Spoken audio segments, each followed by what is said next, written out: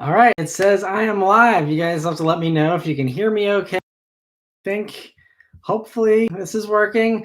It was a little different this time with setting up my microphone and stuff, so hopefully the audio quality is good, video quality is good. Let me know if it's working okay for you guys. Welcome though to the, I don't know how many of these I've done now, probably like the 30th Maran live stream here where we just hang out, talk cars, answer your questions, and felt like, especially these times we're living in now, this is a perfect time to hang out and just kind of talk cars. Since we can't go to car meets, can't go to Cars and Coffees and stuff, we can kind of just hang out here and talk cars instead.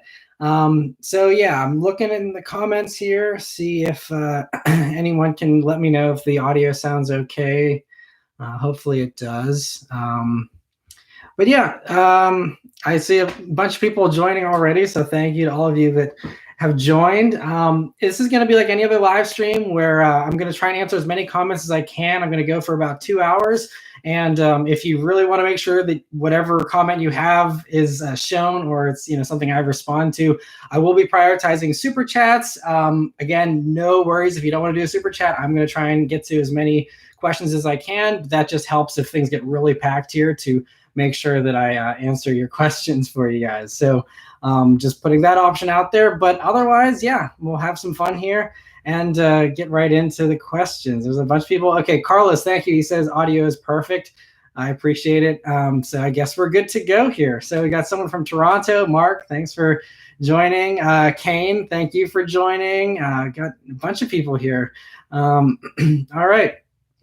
Hopefully all you guys have been doing well. So a couple of questions here. We got Hamza says a Mazda Speed 3 or G35, can't decide between the two. I think, these kinds of questions, I get these a good amount of the time where people are deciding between two different things.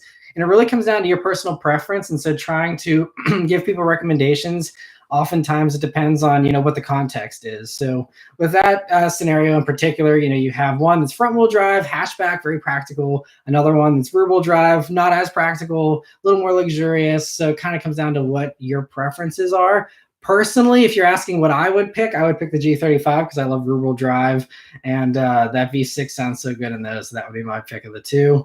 Hello from West Texas, Steve says. Thanks for joining, Steve. Andy says, is it smart to trade in my 2018 WRX with a 2019 STI? I definitely think the STI feels better than the WRX by a good bit. And if I were buying a WRX of this generation, I would go for an STI myself. Even though the engine isn't as reliable and not as fuel efficient, I think the STI just has that extra special feeling to it that you don't usually get with the WRX.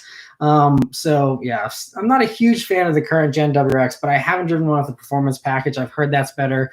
So maybe I'll drive one of those eventually and that'll change my mind, but they're fine. I just think these days, the WRX has been around for 5 years of this generation. There's been so many awesome cars that have come out in the past 5 years that really compete well with the WRX, I think.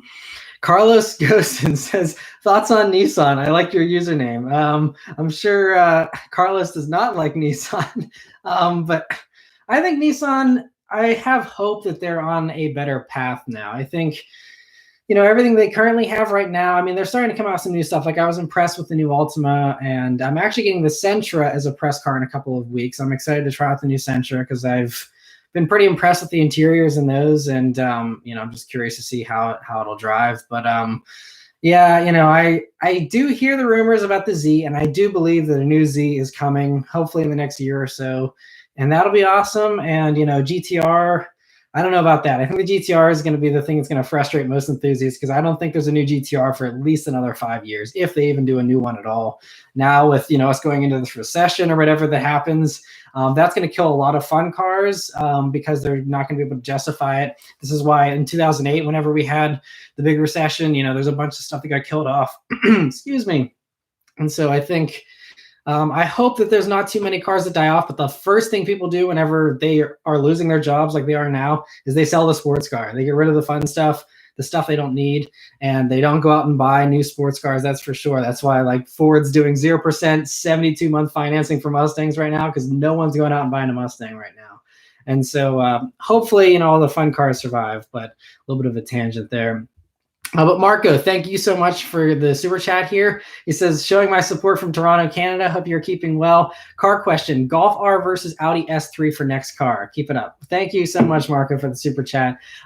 As far as those two, honestly, so I haven't driven this current gen S3. I've done the A3 and I did a quick drive in an RS3. So that's my extent. I haven't done the middle one there, but the Golf R is really nice. And I think the Golf R, is going to have the hatchback practicality, of course.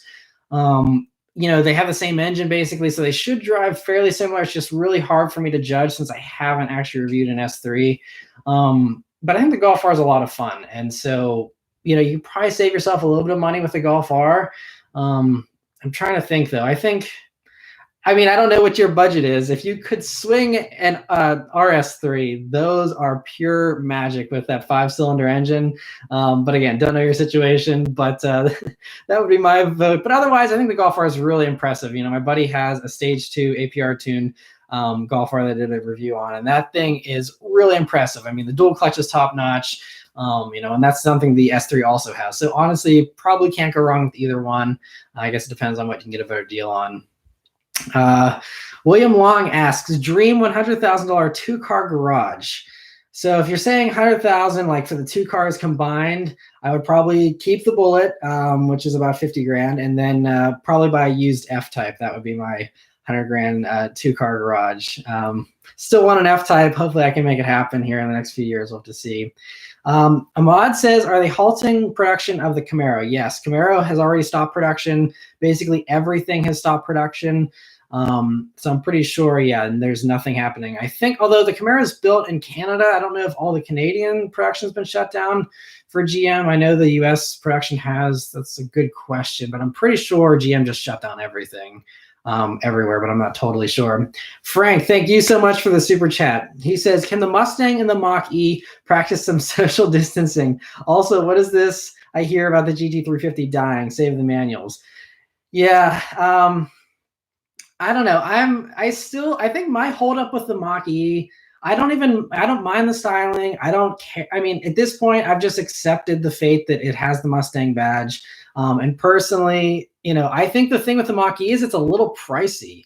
Like for an electric car, like I get it's competing with the Tesla Model Y, so the pricing with that isn't too bad. But I think it's just, I don't know. I feel like it would be better if they maybe dropped it like $5 grand or something. Because I'm curious about electric cars, and I was just like, maybe even just for the channel, I would just get one just to play around with for a year or something. But I'm like, it's just so expensive. Like it's more expensive than my Bullet. And I'm like, it's literally creeping up on like GT350 pricing. And it's like, I don't know. It's an expensive Ford, and it's just that kind of makes it a tough sell in my mind too. GT350 sounds like it is dying, but that isn't official yet. But at least Ford's really good with keeping the manuals around for the Mustang. So hopefully that continues and they continue to save the manuals. I got a couple super chats here. Luke, thank you so much for the super chat. He says, I drive a tractor trailer and my work is busier than ever. I drive a 2019 Nissan Frontier in my personal life. Might be dated, but I love simplicity. There's nothing wrong with that. It's probably one of the most reliable trucks in addition to being one of the most affordable, obviously. And I'm curious to see. I'm hoping to drive the new Frontier or the newer Frontier with the new engine, but not the new body yet. And hopefully next year the actual new Frontier comes, and hopefully it'll compete with the Tacoma, because I think there's room for some competition there. The Ford Ranger wasn't super strong trying to fight the Tacoma, and I think maybe Nissan might have what it takes. We'll have to see.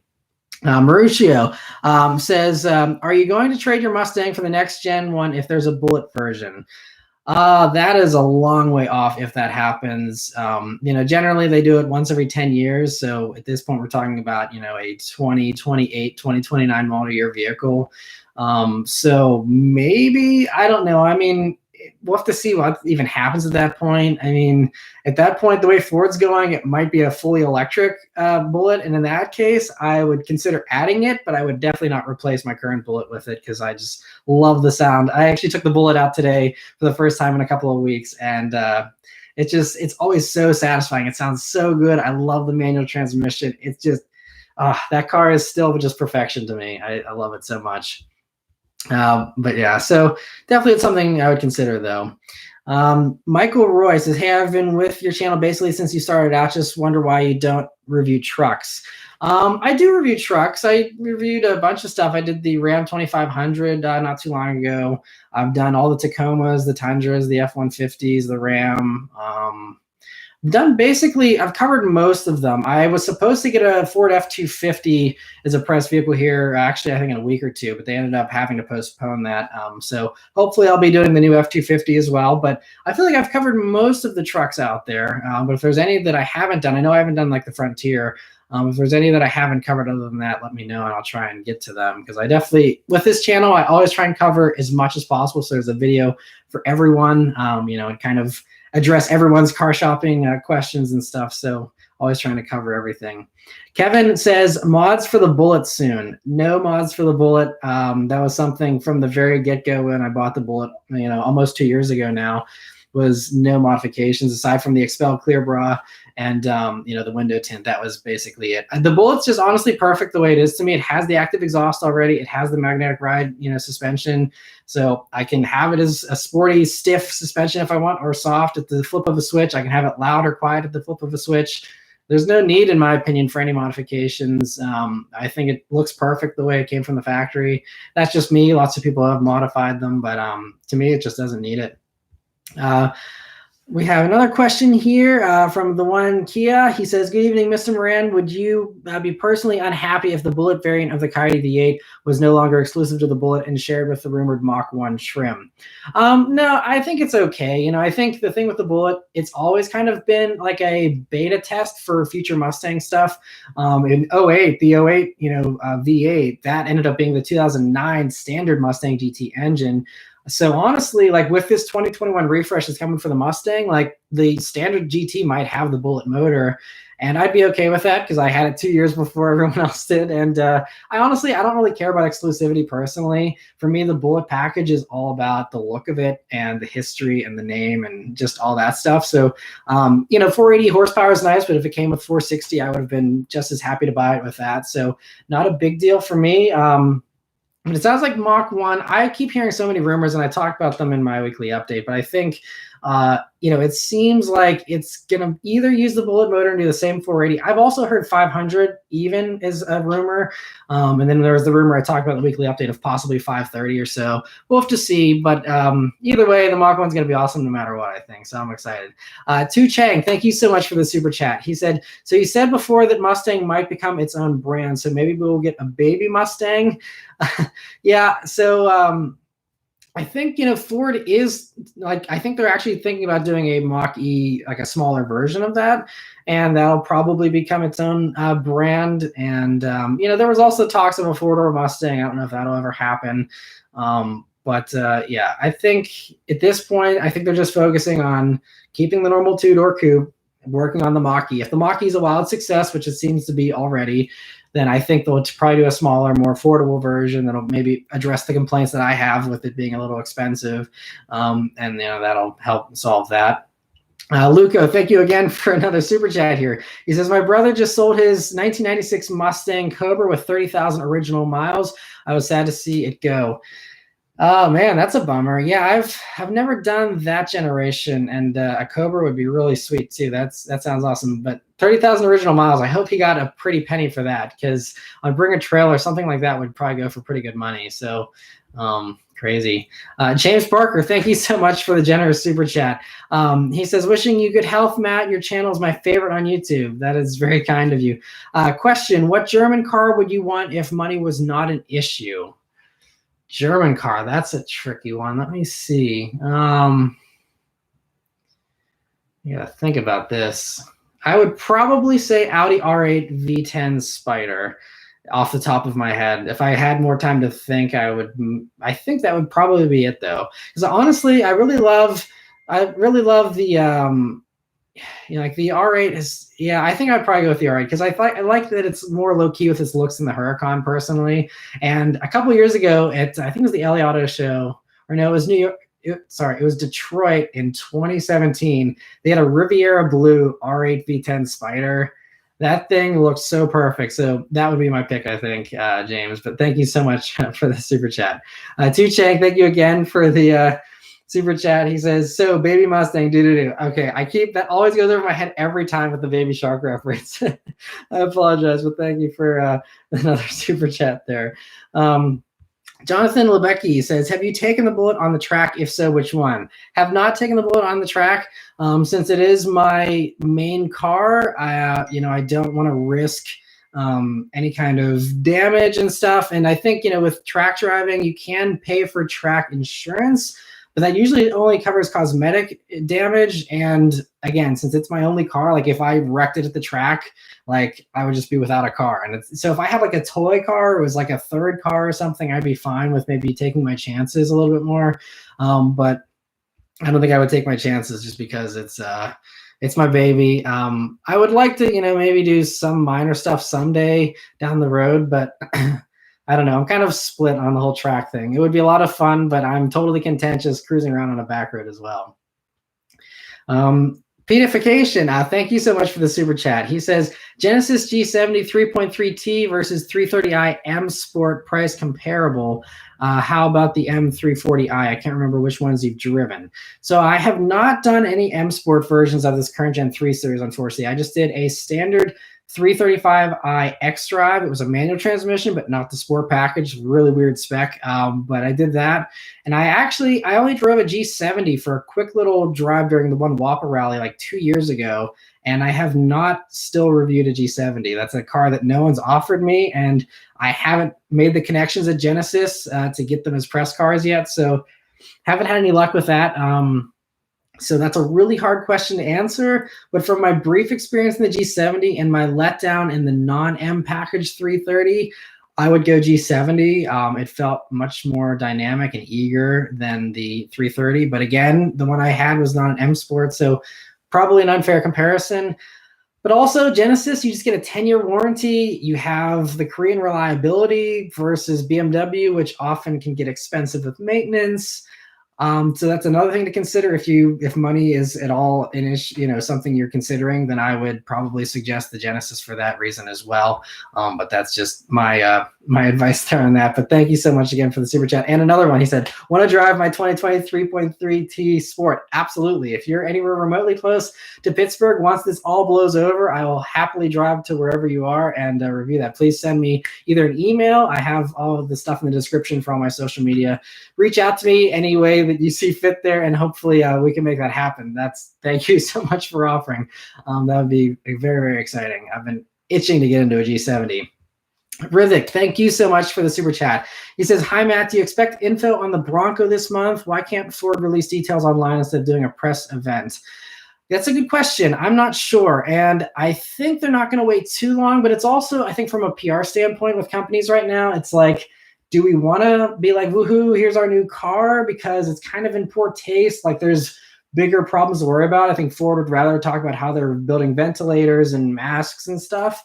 And so I don't know. I mean, there's like Hyundai, they did the Elantra online. And so I think it's going to get to a point where people understand that everything can't just stop in the car world. And so there's going to have to be releases and stuff. But I think with the Bronco, it's not even going to be going on sale until like the winter, if they can even make that release date still at this point. So there's really no rush for them to reveal the info. So I think that's why Ford's just not in a hurry. But they originally were planning to, do a reveal here around exactly this time. Actually, if the New York Auto Show was still going on as planned, it would be this coming week. So maybe we'll still see something this week, but I wouldn't hold my breath. We'll have to just wait and see. But I am eager to see it.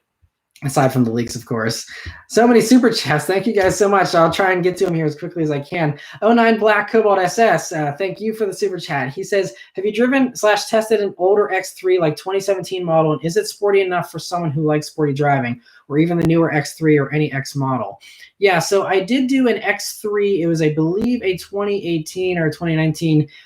It was the M40i version of the X3, so that's maybe not old enough. I'm not sure, but that was fantastic. And the M40i version was really, really good. Standard X3, I have not done a review on that generation. I drove them briefly a couple of years ago just with my old job, but you know, they're fine. I think it just feels like any of those other luxury crossovers in that segment. I think the M40i version, if you can get one of those, that would be the way to go. X5s feel a little bloated. They've always felt very bloated to me. I mean, they're still impressive, especially, again, in M versions. But I think if you can go for an M40i X3, those are really sweet, and I would recommend that. Luke O, thank you again for another super chat. He says, do you ever fight yourself mentally with driving the Bullet? Like you want to drive it, but maybe you don't want to put the miles on it? From a miles standpoint, I actually wish I put more miles on it. There was a guy on the Mustang Bullet owners Facebook group who said he just passed 30,000 miles in his Bullet in 1 year of driving. And that actually made me extremely jealous. I was like, man, I wish I had 30,000 miles of driving to put on the Bullet in a year. Like that would have been amazing because I just want to drive the wheels off of it. Like my goal is at least 200,000 miles. It's just that to do good reviews on all these press cars that I have, I got to drive those daily to get enough miles on them because I work from home, so I don't have a commute. So it's like going to the grocery store, especially these days, it's like going to the grocery store and then going to the grocery store again. And that's basically the only place we're allowed to drive to. So putting miles on cars is so hard. That's why the Bullet hadn't moved for 3 weeks until today, because there's just nowhere to go. And so it's tough. But hopefully once this blows over, the press cars, I can kind of space them out a little bit more and put some more miles on the Bullet. Really with the Bullet, for me, it's a road trip car for when I go to review people's cars that they offer me and things like that. You know, so that's kind of what the Bullet's usually for. But hopefully one day I'll be able to do more road trips. I want to drive Route 66 in it someday. I want to take it to San Francisco. It's just like, it's always a time issue and just not having enough time to do all the driving I want to do. And we have another super chat here from Jag42 TMG A15. I appreciate your super chat. He says, from the TMG Laser Jammers, we love your channel, Matt. Thank you for the support. I really appreciate everyone that watches the channel and tunes in. It really means a lot because without you guys watching, it wouldn't exist. So thank you so much for all that. We have Chauncey McCoy. Thank you so much for the super chat. He says, a C6 Z06 or C7 Z51. I'm so torn. I love the C7. The C6, they're also very impressive. And I really love the C7. And I'm kind of partial to newer vehicles in general. They're generally better technology, safer, more reliable. So, and especially since the C7, even in its standard form, is so good, I think it really comes down to how badly you want the supercharger and stuff. Actually, never mind. The C6 is the one that has the naturally aspirated motor, which is also amazing. It's been a long time since I reviewed that car. So yes, now that makes it trickier. Let me think about this. I still think the so here, maybe this will help you with your decision. I would say the Z06 C6 is more stable in its handling and it's less of a handful. The C7, even in standard Z51 form, is more tail happy, feels lighter, more agile. It wants to like be more playful. So if you want a really buttoned down drive, get the Z06 C6. If you want something that you can slide around that's going to be a little bit more of a handful, C7. That's my advice. Hopefully that helps you. Thank you so much once again for the super chat. Cameron Cruz, thank you for the super chat. He says W204 C63 Coupe or V8 RS5 Coupe. Oh, that's a tough one. I would say see, if you want a V8 RS5, you can get those with a manual for a few years. If you want a manual, I would probably say that. Otherwise, the C63 I think sounds a little bit better, but I like the looks of the RS5 better. So again, I'm not sure if you're shopping or if you're just curious for my opinion. That also comes down to whether you need all-wheel drive or not. So between the two, it comes down to what your needs are. Personally, though, I think I would probably rather have the C63. But that's a really tough choice between the two. All right, other stuff. Jonah says GTI or Golf R. That's a question that really comes down to whether you need all-wheel drive or not. Because if you don't need all-wheel drive and you don't need the extra horsepower, I still think the GTI is really a ton of fun. But the Golf R these days isn't a huge jump up in price. Sometimes it depends on the kind of deal you get. I think with GTIs you can get more discounts, it seems, than Golf Rs. So maybe that makes the price difference bigger. Than that would actually, incentivize the GTI to be the choice. I'm also partial to plaid seats. So personally, I would pick a GTI just to get those plaid seats over the Golf R, but that's just me being weird. But yeah, so that'd be my vote.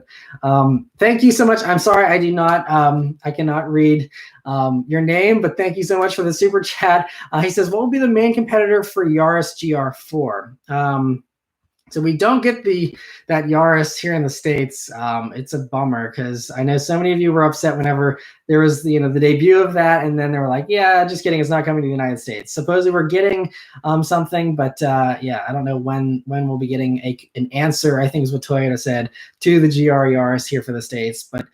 Main competitors here in the States would probably be like the Golf R, something like that. All-wheel drive. Turbo motor doing close to 300 horsepower. I'd say Golf R is probably the closest competitor as far as hatches and stuff go. Focus RS, I guess, kind of as well, whenever those were new. Trav FDY, thank you so much for the super chat as well. He says, hey, Matt, I watched your F-Type R review a lot. Is it still the most fun car you have reviewed? Would love to see your review in SVR and 400 Sport. Thanks. I want to review all the F-Types. Like I said, it still is my dream car to own one of those as well. I think F-Type R is one of the most exciting cars that I reviewed. Part of it is because I was just super hyped to begin with, so a little bit of bias going into that one. But also, it just is such a handful since it's so tail happy, and then you have the sound and the craziness and the fantastic 8-speed automatic that's so fast. It still stands out as one of the top 5 most enjoyable reviews I've ever done. I think these days, more recently I did like a McLaren 720S, which really blew my mind, and like the Tesla P100D that really blew my mind. There's been a lot of other really sweet cars I've done since the F-Type R. I think, again, because of that little personal bias within me, I still like the F-Type is one of the top ones I've done so far. GT350 was another real high spot, but also GT500 was amazing. Supra was a ton of fun. There's been a bunch of them recently. So, but it definitely ranks up there as one of the top ones still. And I would love to do an SVR or a 400 Sport or any other F-Type that I haven't covered yet. It's just a matter of getting them from people that offer them, because Jaguar has a very small press fleet, and I'm more than 250 miles from their office, and they have a 500-mile limit. So just getting the car to my house and back would have already exceeded the limit, so they do not send me press cars for that reason, unfortunately. Yeah, I don't know when I'll ever get to review another F-Type. Maybe never. I'll have to see, but hopefully someone offers one someday, because I'd love to do an SVR. Also, Cosnino, thank you so much for the super chat. He says, Matt, wish you great success on YouTube, brother. By price and horsepower, I'm stuck between a 17 Giulia or a 16 A7 versus 15 CLS 400 or 16 RX 450H. Broad list.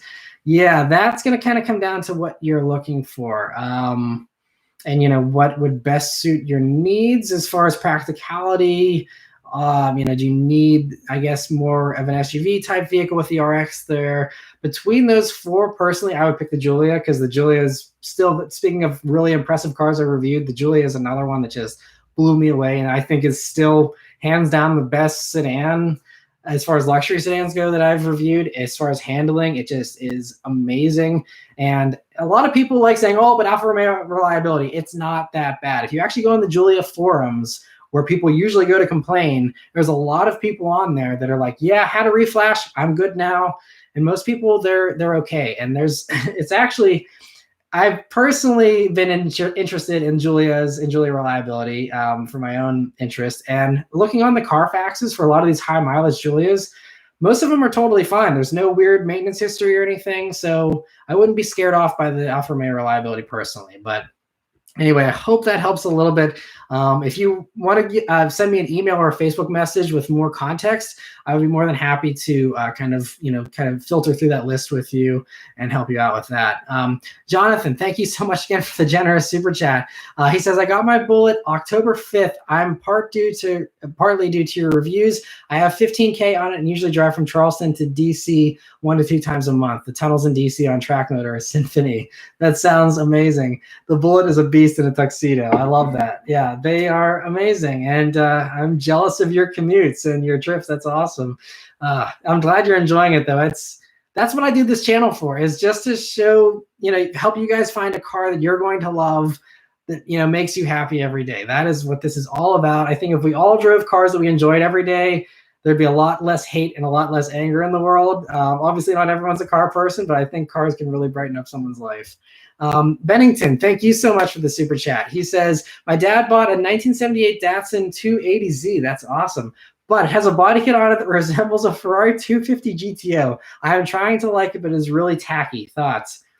Interesting. I'd be curious to see a picture of that. If you wanted to send one over on social media somewhere, that'd be funny to check out. Those are cool cars, though. It's just, I wonder, so I'd be curious why your dad bought that with the body kit versus just a regular Datsun. But that's pretty crazy. I'd have to see a picture to make a judgment, though. But that's cool. Thanks for sharing that. That washer nerd, thank you so much for the super chat. He says, if I got a G37 or a Legacy GT wagon, would you review it? Absolutely. So G37, I already did the coupe, but I'd be open to reviewing a sedan. I try and not do reviews on cars I've already covered, but have not done a Legacy wagon and have not done a G37 coupe. So if it's one of those that you end up getting, I would love to. If you're within reasonable driving distance, usually I try and stick to something that's less than 3 to 4 hours away in each direction. But yeah, definitely send me a message if you end up getting one of those and you like to offer it. And that goes for anyone. If you ever want to offer a vehicle, I'm not doing any privately owned cars right now, obviously because of the whole coronavirus thing. But whenever this passes, I will be trying to catch up. I have a long wait list already I have dozens of cars that are waiting for me to review them all around the country. So I'm going to try and get to as many as I can. I'm definitely behind now since I was planning on, reviewing a bunch of stuff now that it's warm, but I can't, of course. So I will definitely be catching up and would love to review anything you guys have out there that I haven't covered yet. But thank you so much again for the super chat. We have Yavinder Gadgul. Thank you so much for your support. By the way, he comments on most of my videos and is always supporting the channel. I really appreciate it. And I noticed that whenever you guys are commenting on every video or most of the videos and stuff, it really just makes me feel great that some of you guys tune in, even if it's not your favorite car. That really is something I appreciate. Anyway, he says, were you planning any collaborations this summer of this problem if this problem wasn't here currently? Yeah, there was a bunch of road trips I had planned for the Bullet.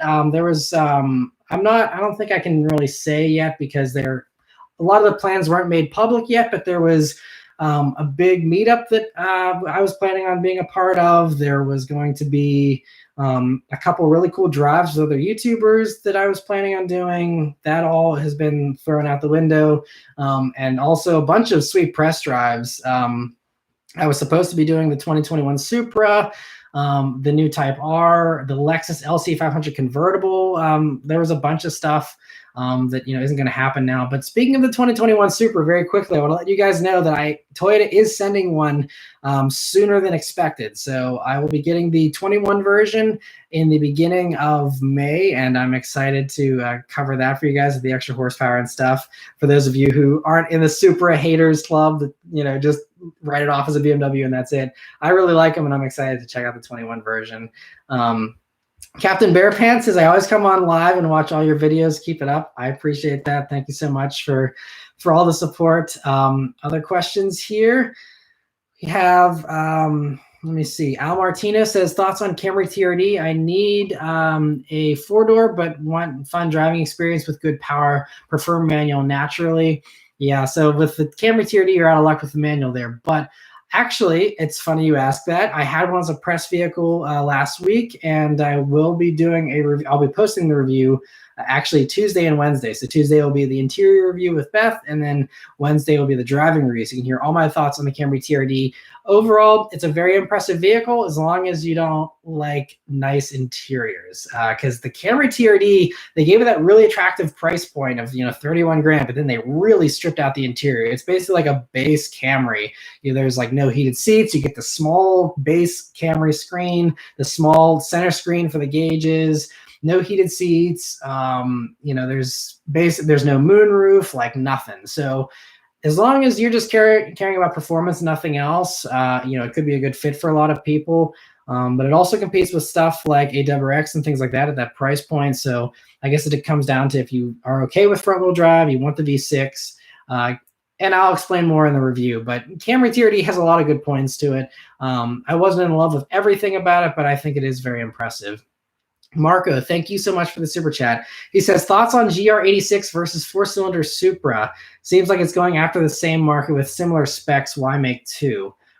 Yeah, it's going to be interesting. I know that's a head scratcher for me as well. I just assumed we would not get the four-cylinder Supra here in the States, and we were going to get the GR86 all along. And then, so really, to me, the biggest surprise wasn't the GR86. It was the four-cylinder Supra. When they were like, yeah, it's coming to the States, I was like, oh, really? Okay. Well, I'm happy for that, but it definitely threw me for a loop. So, yeah, I think it's a thing a lot of people are wondering. So I know in the weekly update, I mentioned how the 255 horsepower for the GR86 is rumored to be the 2.4 liter turbocharged motor.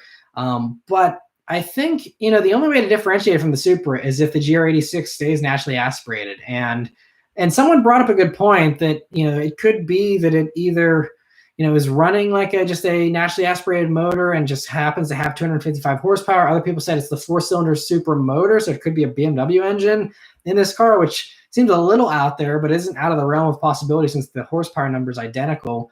And with that, then, it really would just come down to lightweight. And if you want 2+2 or a two-seater. So obviously Supra has no back seat. You have the, small back seats in the 86. And so that plus the extra lightweight could maybe be a help there. And I also think the Supra is going to be using, obviously, the BMW interior that it has, and the GR86, while it might get a nicer interior, it's still going to be a cheaper Toyota interior.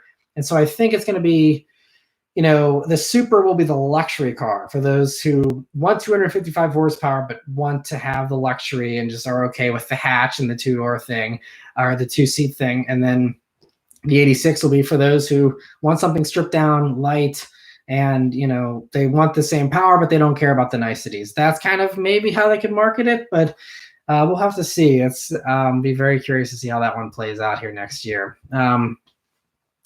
Bob says, new S2000, you serious, Oscar? I guess I'm missing some conversation here. But yeah, I don't think there's any S2000 coming. I've actually talked to Honda PR people many times about it, and they're like, if there was demand, we would make it. But like, look at BRZ sales, look at 86 sales, look at Miata sales. Like, they've justified it because they've done partnerships. And look at how everyone's mad every time there's a partnership. So I think Honda just doesn't want to go down that road, because if people are going to be upset about it anyway, I guess I think they want to respect history too. Like, it's one of those things, if you can't outdo it, then, don't even bother. I think any new S2000 would never be $30,000. It would just be way too hard to do at that price point with that kind of horsepower these days.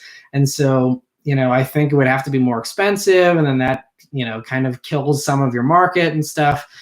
But new S2000 would be awesome, but I think there's just no market. And especially, again, I don't want to be, all like down about the economy right now and stuff, but I think with, the financial stuff going on right now, I do not think that there's going to be a lot of people that are going to be buying sports cars, and it's going to hurt the market, and trying to justify that business case for all car companies going forward for the next few years. So I Make Noises says, Veloster N or Golf R? Personally, if you don't care about a nice interior, Veloster N all day long. That's an easy one to pick for me, because Veloster N just sounds way better, handles better, it's lighter, it's just more playful. It just is, it's fun. And the Golf R is more mature. So if you want something more mature and you want something more refined, you want a dual clutch, although the Veloster will have that soon. All these things, the Golf R is definitely more refined, way nicer inside as a daily driver. Comfort-wise, obviously, you get way more stuff with the Golf R. You can't get any kind of heated seats or anything in the Veloster N right now. So it comes down to, again, how much luxury you want there. Daniel Sherrill, thank you so much for the super chat. He says, do you think the G37 is worth the extra cost over the G35? Do you think they're reasonably reliable? Need to show my IRA more love, so I'm downsizing. So I honestly I'm not super in depth as far as all the changes between the G35 and the G37, aside from, obviously I know they have the same engine, and, obviously it's the same platform, just different styling, newer and stuff.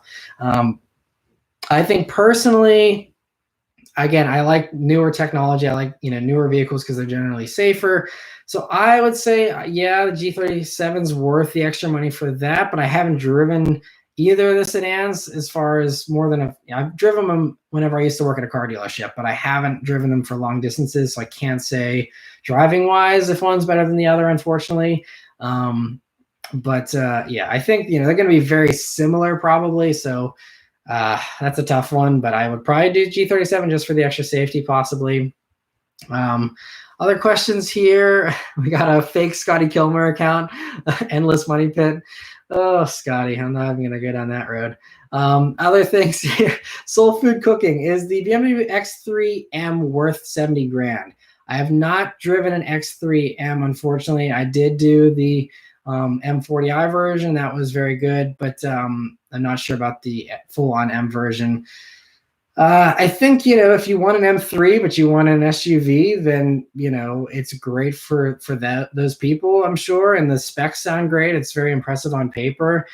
Personally, I think the GLC 63 is where I would spend 70 grand if I'm looking for a fast SUV. But BMW is also a great choice as well.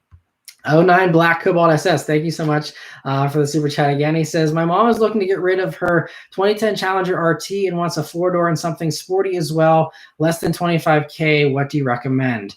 Well, if she likes her Challenger, she could always just go for a Charger, get one used with whatever engine and stuff fits into the $25,000 price tag. That's good. Other sporty things, I guess it comes down to if she wants sporty as far as handling or sporty as far as power. Because, handling wise, I think something like a Honda Accord 1.5T Sport is a fantastic handling car for 25 grand and has tons of space. It's a really nice car for, $25,000 or so. I think it may be 27, but you can get a discount to get them down to 25. And that's a good choice. That's my favorite as far as four-door family sedans go. Other four-door stuff, like that Kia Forte GT, I just reviewed. I think that is the best pocket, hot kind of compact turbo thing for 25 grand or so. So I think if she's open to that, hands down, get a Forte GT. I think those are fantastic for 25 grand at a really good value and a lot of fun as well. So those are probably the best two picks off the top of my head. But thank you again for the super chat. Cameron Cruz, thank you again for another super chat here. He says F10 M5 or 2010 Panamera Turbo.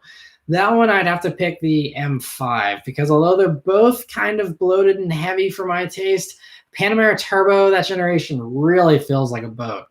It's a fast boat, but it's a boat. And I reviewed one of those a long time ago, and it was impressive for what it was working with. And it is a cool looking car, I think. So it had the spoiler that pops up and splits and stuff. But I think dynamically, I'd probably pick the F10 M5 myself. So that would probably be my pick out of the two. 09 Black Cobalt SS says, I would say more on off-the-line power. If that's what she's into, then I would try and check out a Charger. That would probably be something that she would enjoy. WRX could also be something if she can find one that's a year or two old. If you can find, I don't know how cheap they are, but you could get a Chevy SS sedan. Those are also a fantastic car for, I think they're getting close to that, but I could be wrong. That's another one that's a lot of fun as far as four doors with the V8. Other things here, we have Josiah says, Matt, what's your opinion on the 991.2 911s? I'm thinking about getting a used one. Would it be possible to review a 991.2 base Carrera? I would love to if someone would offer one. I did do the 991.1 Carrera. I believe that was a standard Carrera manual several years ago. I'm sure you've probably already seen that review. So that's the closest I can get to giving you some advice in our video on that. If someone would offer one, I would love to review one. I have not driven the second gen of those, so hard for me to say how they feel and drive. But if it's anything like the original 991s, those were a lot of fun, really fantastic. And yeah, I think it's I haven't spent a lot of time with the 911, but it seems like anyone who does really falls in love with them. Even like, I don't know if you follow Matt Farah, but he was kind of not a Porsche lover for a good long while there several years back. And then something switched and he finally, I think, spent more time in 911s. And then more of his videos were like, 911s are great. I love 911s all of a sudden. And so he kind of, I think, saw, the brilliance of them. And so, I mean, they've been around for so long and they're so legendary as far as sports cars go. There's got to be something to it. So I don't think it would let you down. I think they were fantastic. And I'd love to spend more time with one. If someone ever wants to offer one to me, I'd be more than happy to review one and then tell you all my thoughts in there. But good luck with your decision. Burger with Cheese says, Matt, will you ever sell your Bullet? I hope not to. My plan is to keep it the rest of my life as long as I possibly can. That's a keeper, that car. I love it. And even if, off in the far distant future, it's illegal to drive it because it's a gas engine or whatever, I still would just keep it and stare at it in the garage and remember all the memories I made in it. Like, it's one of those cars. It's almost like the original movie Bullet, Mustang, whenever that came out of the garage a couple of years ago. And, it's just this thing that just sat in the garage for them for, dozens of years. And so even after I'm done with the Bullet, I want to just keep it and just keep it around because I love that thing so much. Other things here. Matthew Phelps says, do you know where LW Automotive is, Matt? Yes, I do actually. It's a local car dealership that sells a bunch of sporty stuff. I do know where they're at, and they're actually fairly close to me. I drive past there a good bit, and it's they're a very, very cool place. It's insane though to me.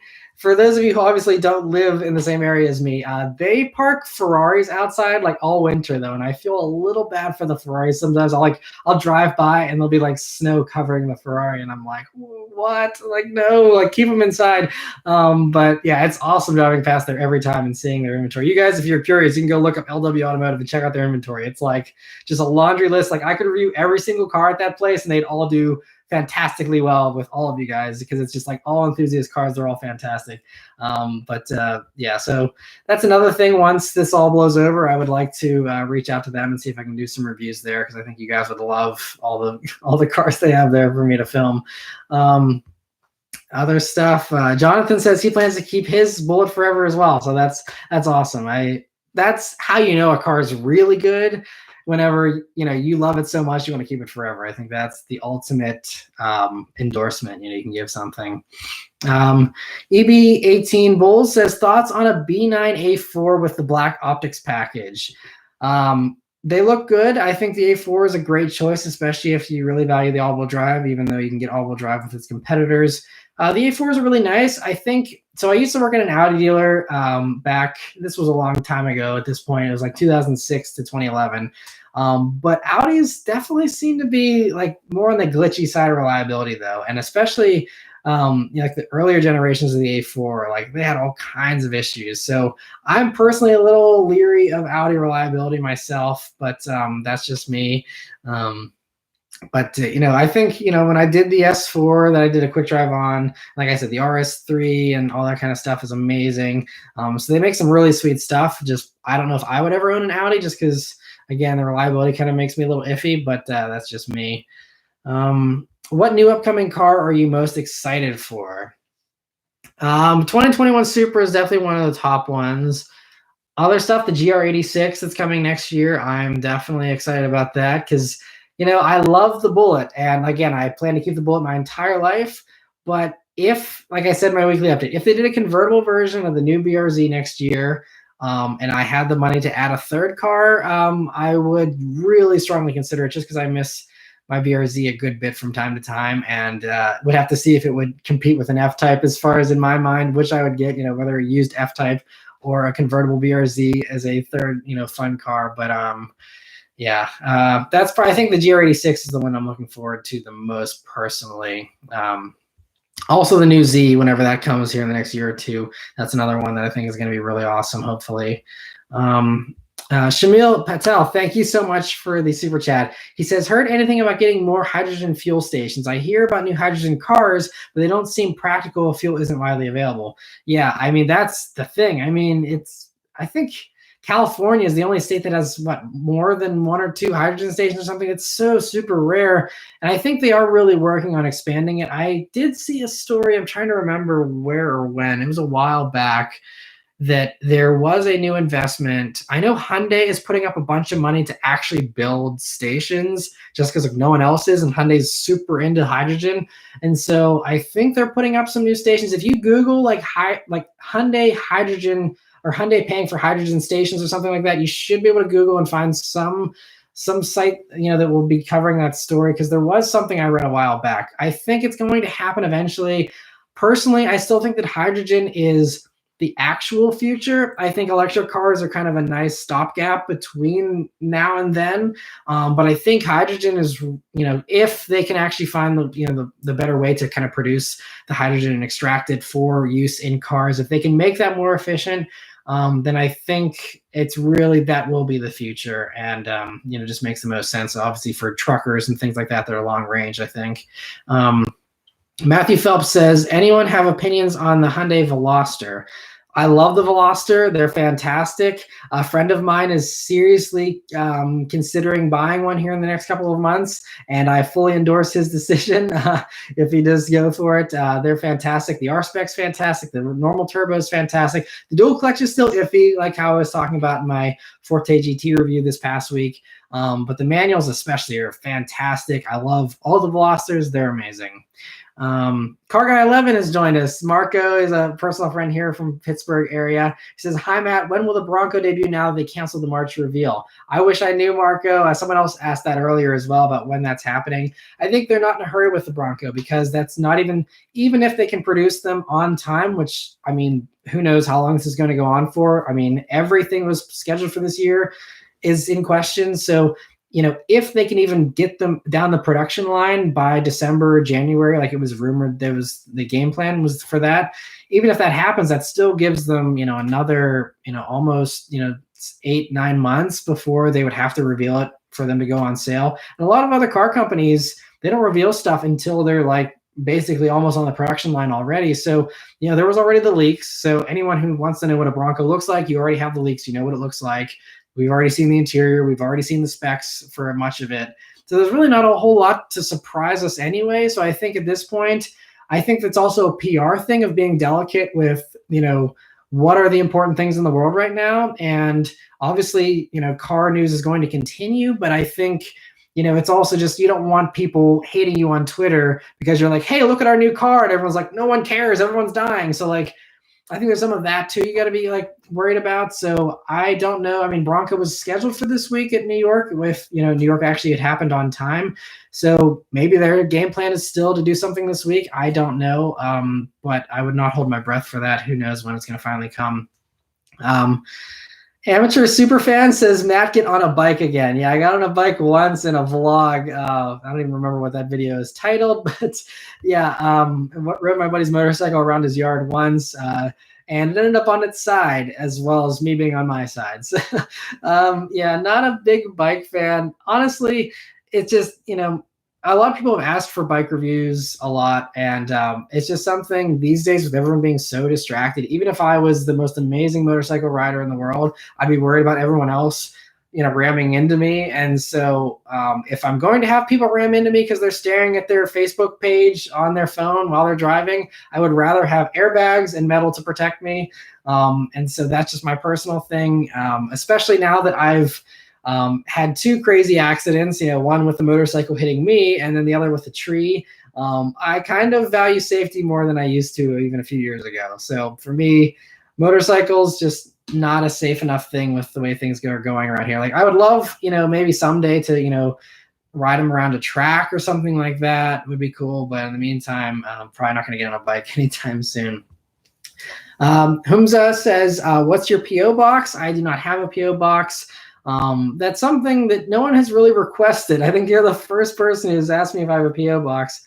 I would be open to it if people really, did want to send me stuff, but I feel like that's something that people did a lot more in the past couple of years. But I haven't seen too many people doing PO boxes recently, but I'd be open to it if a lot of people wanted to see it. Isaac Falvey, thank you so much for the super chat. He says, do you like old classic Japanese cars, 70s and 80s Toyotas, Datsuns, Hondas? I do. Honestly, I am nostalgic for basically anything old. I can find some rose-colored glasses to look at it through and love all that old stuff. So in the case of classic Japanese stuff, yes, I love like all the old Datsuns, even like the one shop that I used to take the EcoBoost to whenever I was doing the mods for that several years ago. The guy at the shop had a first-gen Honda Civic in yellow. And even that, I was like, that is so cool. I've never driven anything classic, Japanese. I would love to do, like a Datsun 510, any of that kind of stuff would be super cool. Just never had an opportunity, but I really love most cars, even a lot of cars that people would think are like horrendous, like 90s Chevys. I still have like nostalgia about even stuff like that. And if any of you ever go on Autoblog, like once or twice a week, they do the Junkyard Gems, where they it's a guy who goes around and just goes to like the salvage yards, like the pull apart yard, like I was at the one time, and just they walk through and he takes pictures, and there's a little write up on the history of a car. And a lot of it's like 90s stuff. Sometimes it's some of the 70s and 80s stuff. But I love those articles. That's like one of the things I love reading every week is the Junkyard Gems, because I love all that old stuff. So Charles Hansen says, this is an 83 Honda. Again, I guess I'm missing some of the conversation here.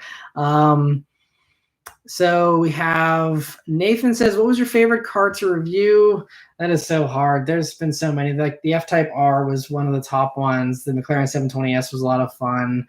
The Supra was a lot of fun recently. The GT500 was a lot of fun. That event was so cool since we got to take it down the drag strip and go around a racetrack and go on the streets. It was just like really, really awesome. That was a lot of fun, but I don't think there's one review that stands out to me as being like my absolute favorite of all time. There's just been a lot of really fun stuff. Brianna asks, what is your occupation outside of YouTube? This is my full-time thing. It has been since 2015. And so before that, I've done all kinds of jobs. But the most recent one was I was the inventory manager for a used car dealership called Harrison Auto Sales. And so that's where I did some of my early reviews as well. But I would just go take pictures of all the inventory listed on Auto Trader and all that kind of stuff for them and on their website and things like that. And so that was something I did on the side. I have a 4-year degree in financial planning from Virginia Tech that I never used because I kind of started doing the YouTube thing pretty early on. And so I only did the other side jobs as something to kind of support the YouTube channel and my living until I was able to make a full-time thing out of the YouTube channel. But YouTube is the only thing, and I'm living the dream, and I'm just thankful. This is what I've always wanted to do, is review cars, and so I'm able to do that. That's what I'm super stoked about. I'm very lucky. Sonic Boom says, is the new house on hold now? We'll have to see how things play out. Obviously, right now, everyone's hurting and everything is not doing great. Ad revenue is way down, but that's just something that happens when these kind of things happen. Over the past 5 years of doing YouTube full time, there's been a month here or a month there where things have really dropped off. And so with either just YouTube having their scandals that made advertisers leave or whatever, and now of course no one is advertising because no one's going out and buying anything other than groceries. And Target doesn't have to advertise toilet paper. Everyone sells out of that anyway. So like there's very little incentive to do ads these days unless you're advertising mobile games, those types of things. And those ads don't pay very well. So like my income is down like 50% right now, which sucks because when you're used to making one amount and then you're making half that amount, it's not fun. So hopefully this rebounds, but if I continue to make half of what I used to make for the next 6 months, then yeah, the house will be on hold, unfortunately. Because for some of you who haven't joined in other live chats in the past, that's kind of the goal is, I'm hoping to move this year so that I'll have more garage space to add more cars and also to do a more exciting office here. So I have a more exciting backdrop for the weekly updates and things like that. But not doing any changes here since we're hoping to move soon. But yeah, so we'll have to see how things pan out. And we'll have to see. But hopefully the house thing won't be on hold for too long, and hopefully this blows over pretty quickly. Jason says, might as well start cursing and get demonetized. Yeah, that's kind of funny. It was funny because I watched one of the Street Speeds videos, and I try and watch this stuff, but I'm so busy with doing my own YouTube channel that I don't get a lot of time to watch other people's YouTube videos. And he used to always curse, and then I watched one of his videos not too long ago, and he wasn't cursing anymore. And I was so shocked. I was like, whoa, this is weird. He's not swearing anymore. And I guess it's just that demonetization thing. It's YouTube's sandbox. We're just playing in it, so we got to play by the rules. So yeah, it's just the way it goes. Jonathan says houses are cheaper too, which is true. Houses are cheaper, and anyone who's listing a house right now is desperate to sell it, so you can get a really good deal. But for us, we're also selling our house, and so it's kind of like, wherever the market is headed, if it's a hot market, either way, it's like we're in it both ways. So we're either selling at top dollar and paying top dollar, or selling at rock bottom prices and buying at rock bottom. So it kind of nullifies it out, for us, unfortunately. But yeah, so Barry Harris Jr. says, Matt, I can't remember, but how did you and your wife meet? I do love the reviews that you two do, really enjoyable to watch. So yeah, my wife and I, it's a funny story. We actually met on a movie set. So before I was doing YouTube full time and I had more free time, I was an extra in a lot of movies. And, because in Pittsburgh here, they had a bunch of movies because of a film tax credit that they had, and they still do have, but there's a bunch of movies that came for several years. And I actually almost pursued acting for a little bit. I took a couple of acting classes a long time ago and decided not to pursue that. But so I always wanted to get, on the movie set and all that kind of stuff. So I was an extra in a movie and so my wife also was an extra in several different movies. And so we were in this movie together, and they assigned us to be boyfriend and girlfriend on this party scene that we were in for this movie. And so we met there, and it was kind of just one of those things with the movie sets. At least back then, you weren't really allowed to have your phone out. And so you either brought a book and were antisocial, or you talked with everyone because you had to. And I'm pretty introverted, but on a movie set, if I have no choice, I'm going to talk to people. And so we just were talking. And this shoot was kind of different, because usually when you're an extra, it's only like a 1 or 2 day thing and that's it. But this movie, we were extras for like a week straight. And it was like, usually when you're shooting a movie, you're there for like 16 hours a day or something. I think for us, it was maybe closer to like 12-hour days. But we were there like all day for 12 hours a day. And so you get to know someone really well, really fast. And so we just hit it off, and we basically hung out almost every day, I think, after that. And it just kind of evolved from there. But that's how we met. The movie, it was called Not Cool. It was Shane Dawson got a movie deal, and that was his movie. And not a great movie, so I wouldn't recommend watching it. But if you're curious, you can see us in the party scene and a couple other scenes we were in. But yeah, I think this always comes up in the live streams. People are curious about my time as an extra, and I should probably do a video just like going over that just for fun someday. And maybe if I run out of cars to review with this whole pandemic, maybe I'll start going into some personal life stuff and some of those fun stories, because there's been I had so much fun being an extra. And that's the one thing, if I had free time, I would go and be an extra again at the drop of a hat. Even though it only pays minimum wage, I just would do it for the fun of it, because it's just, aside from reviewing cars, being on a movie set is the only other time where I've had the same buzz and excitement that I do whenever I'm like reviewing, a fast car and turning onto a back road. Like, I get that giddy when I'm on a movie set. It's like really insane. Like, I mean, one other quick little thing here. I apologize for the side story. But like, one of the most exciting things was I was in a movie called Abduction, which was with Taylor Lautner, but the director was John Singleton, who had just directed Too Fast, Too Furious like 5 years earlier. And so like standing in front of the guy who worked with Paul Walker and all these guys and like directed one of my favorite, movies at the time, Too Fast, Too Furious, like, and having him, he actually picked me out of a lineup to sit next to Taylor Lautner in a scene, and like having the director of Too Fast, Too Furious, like, be like, you're good. Like, let's put you next to him, the star. And like, it was a really insane thing. So yeah, anyway, it's a fun little side thing. Amateur Super Fan says, can you give us a Super Dorks fan one time for the OG fans? We kind of just got it, but what's up, everybody? Super Dorks fan here. It's something, it's still every once in a while, whenever I'm doing a review, I almost say it. It still is kind of just like something that's been burned into my brain so much. Ian says, yes, do a video on being an extra. I'll have to research as well, like how I can actually use, because I have screenshots from the movies I was in. But as far as like copyright stuff, I don't want like the movie companies like claiming that, because I'd like to actually show you guys this stuff and not just talk about the stories. But hopefully I want to figure that out, because I think that would be a perfect video to do if I do run out of sporty stuff.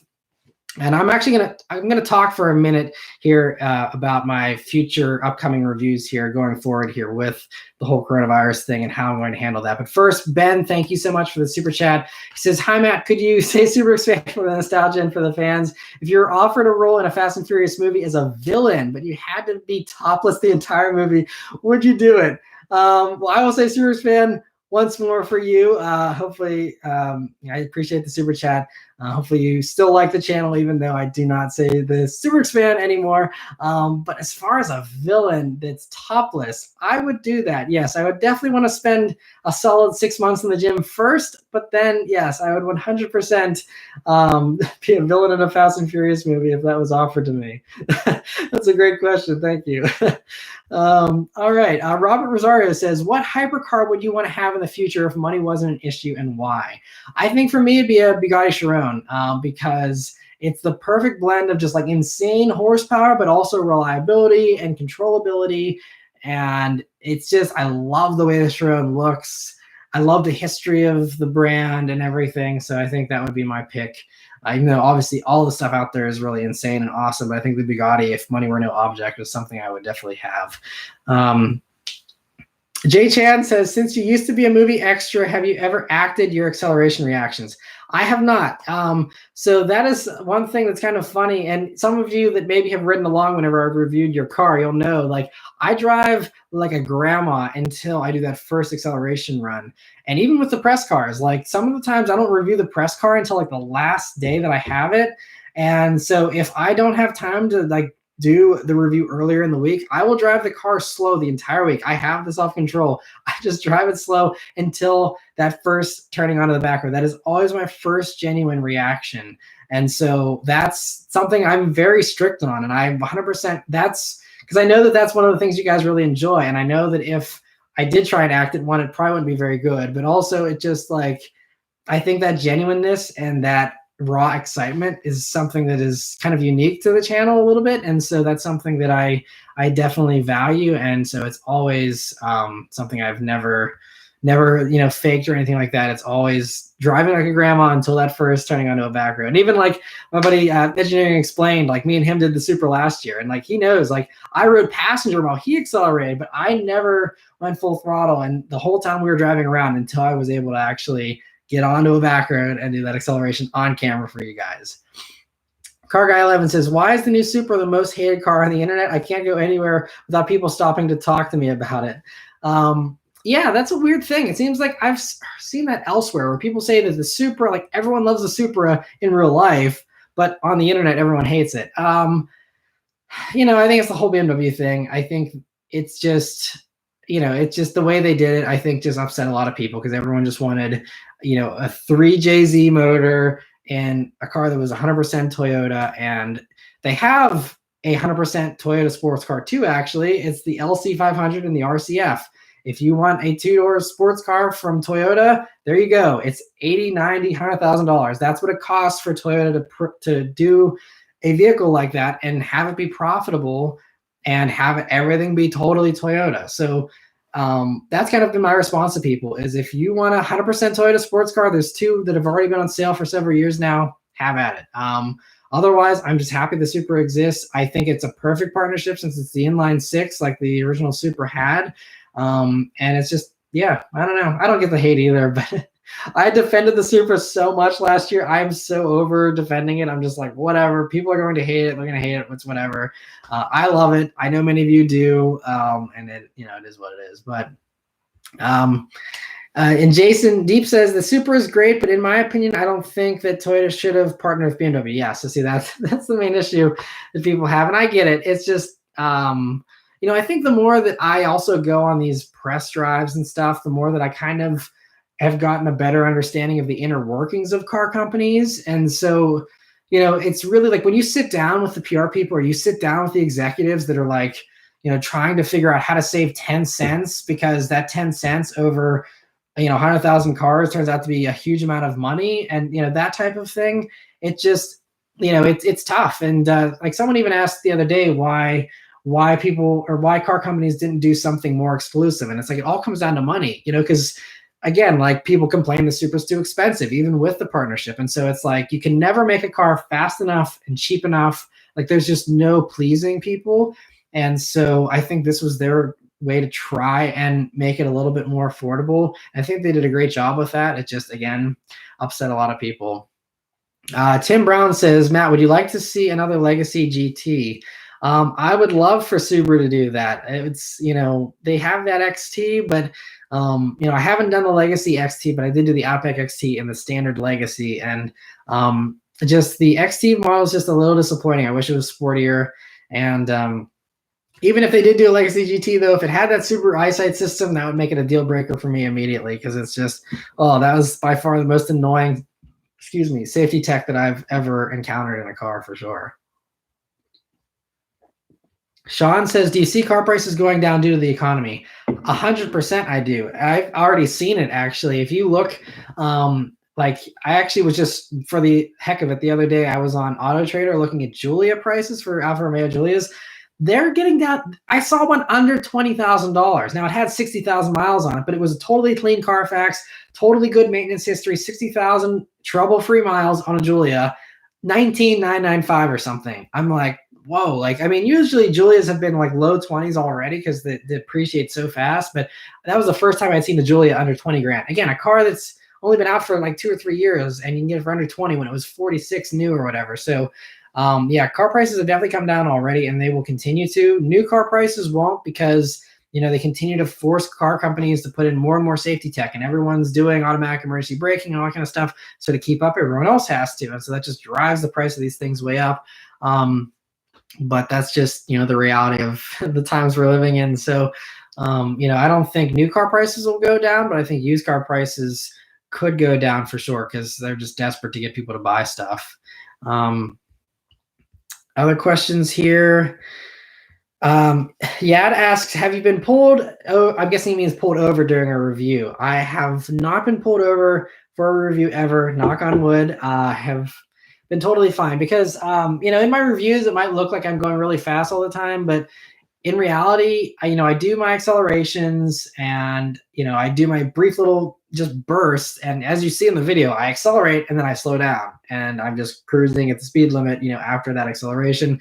So aside from that like 5-second window, I really am never doing anything illegal or anything like that. So I don't think it's I've never really been pulled over for any reasons, as far as that goes. The only time I've ever been pulled over for driving in my life was actually back in college, just on a highway, just going, like 15 over the speed limit once, and that was it. So thankfully, I've had pretty good luck with the cops, and hopefully it continues. But I do obviously want to be safe whenever I'm driving and stuff, so I don't ever do anything that I think would warrant me being pulled over, honestly.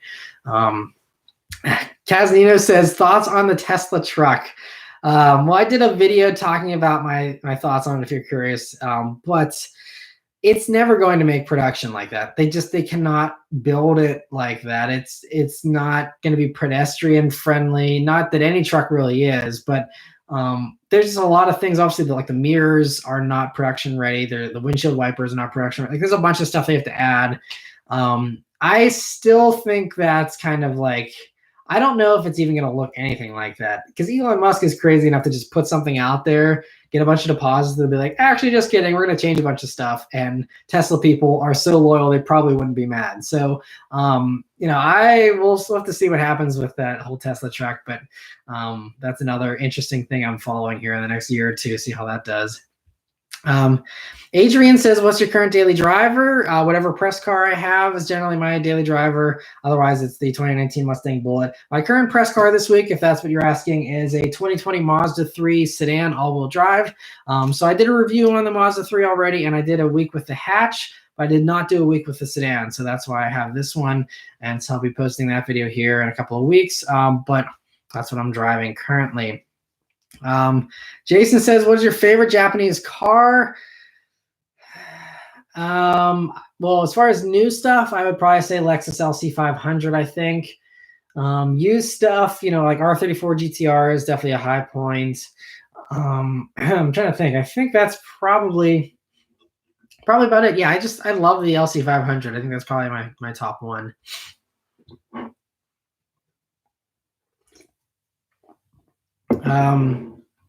So Fastline says, is the Dodge Durango a good sport vehicle? The SRT version is a good sporty SUV. If that's something that you're looking into, those are really sweet because it's the only thing that offers a V8 that's in that sporty SUV segment with 3 rows these days. So I really love the SRT version.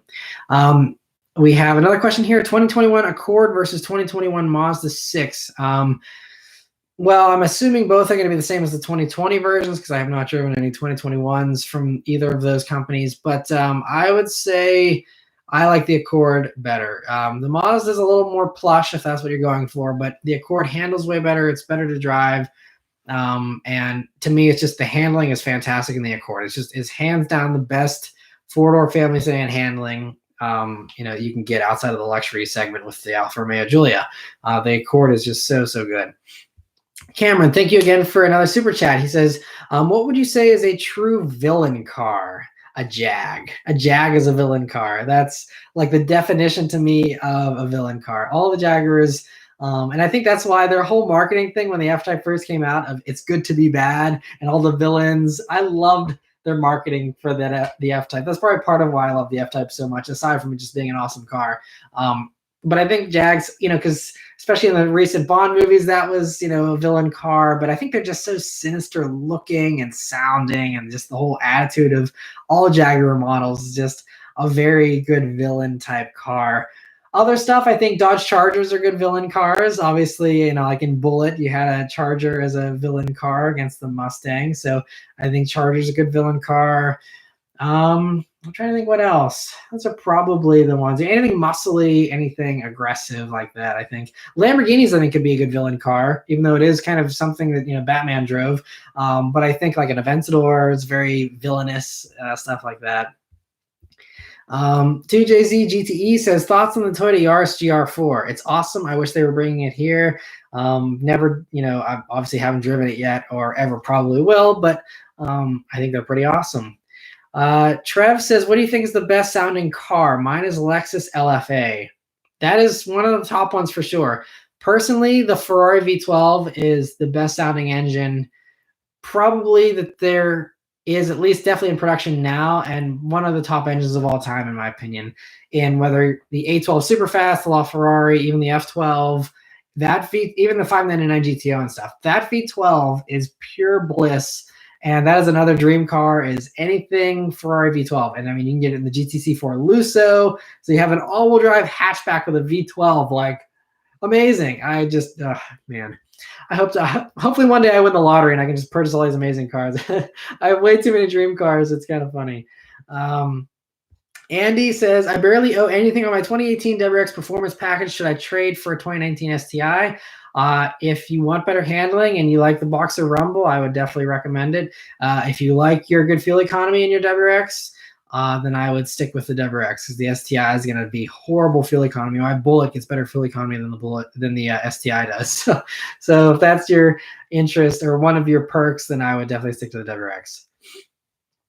Zia says you should bring the on-air sign closer. Yeah, I should see it. The thing is, it's on this whole like nightstand thing, and there's a bunch of my camera gear below here that you can't see. So there's a bunch of stuff in the way, but I should bring it closer. When I was setting this up, I was like, yeah, it's always kind of far away. I'll have to figure that out for the next one for sure. Thank you for the suggestion. I'm glad it's not just me thinking that. But yeah, it is an awesome sign. My friend made that for me. It's custom made, of course, and he did a really good job. I think he wants to make another one at some point that's even more advanced or something, but I think it's awesome. It's a very cool, I think, Christmas gift he made me one year. Risk Lifestyle says, when will the new Z come out? It's been rumored to be something between a 2021 model year vehicle all the way up to like 2022 or 2023. They did trademark the Z logo in Canada. I talked about that in a weekly update a week or two ago. So that suggests generally when a trademark is filed, they do something within 12 months.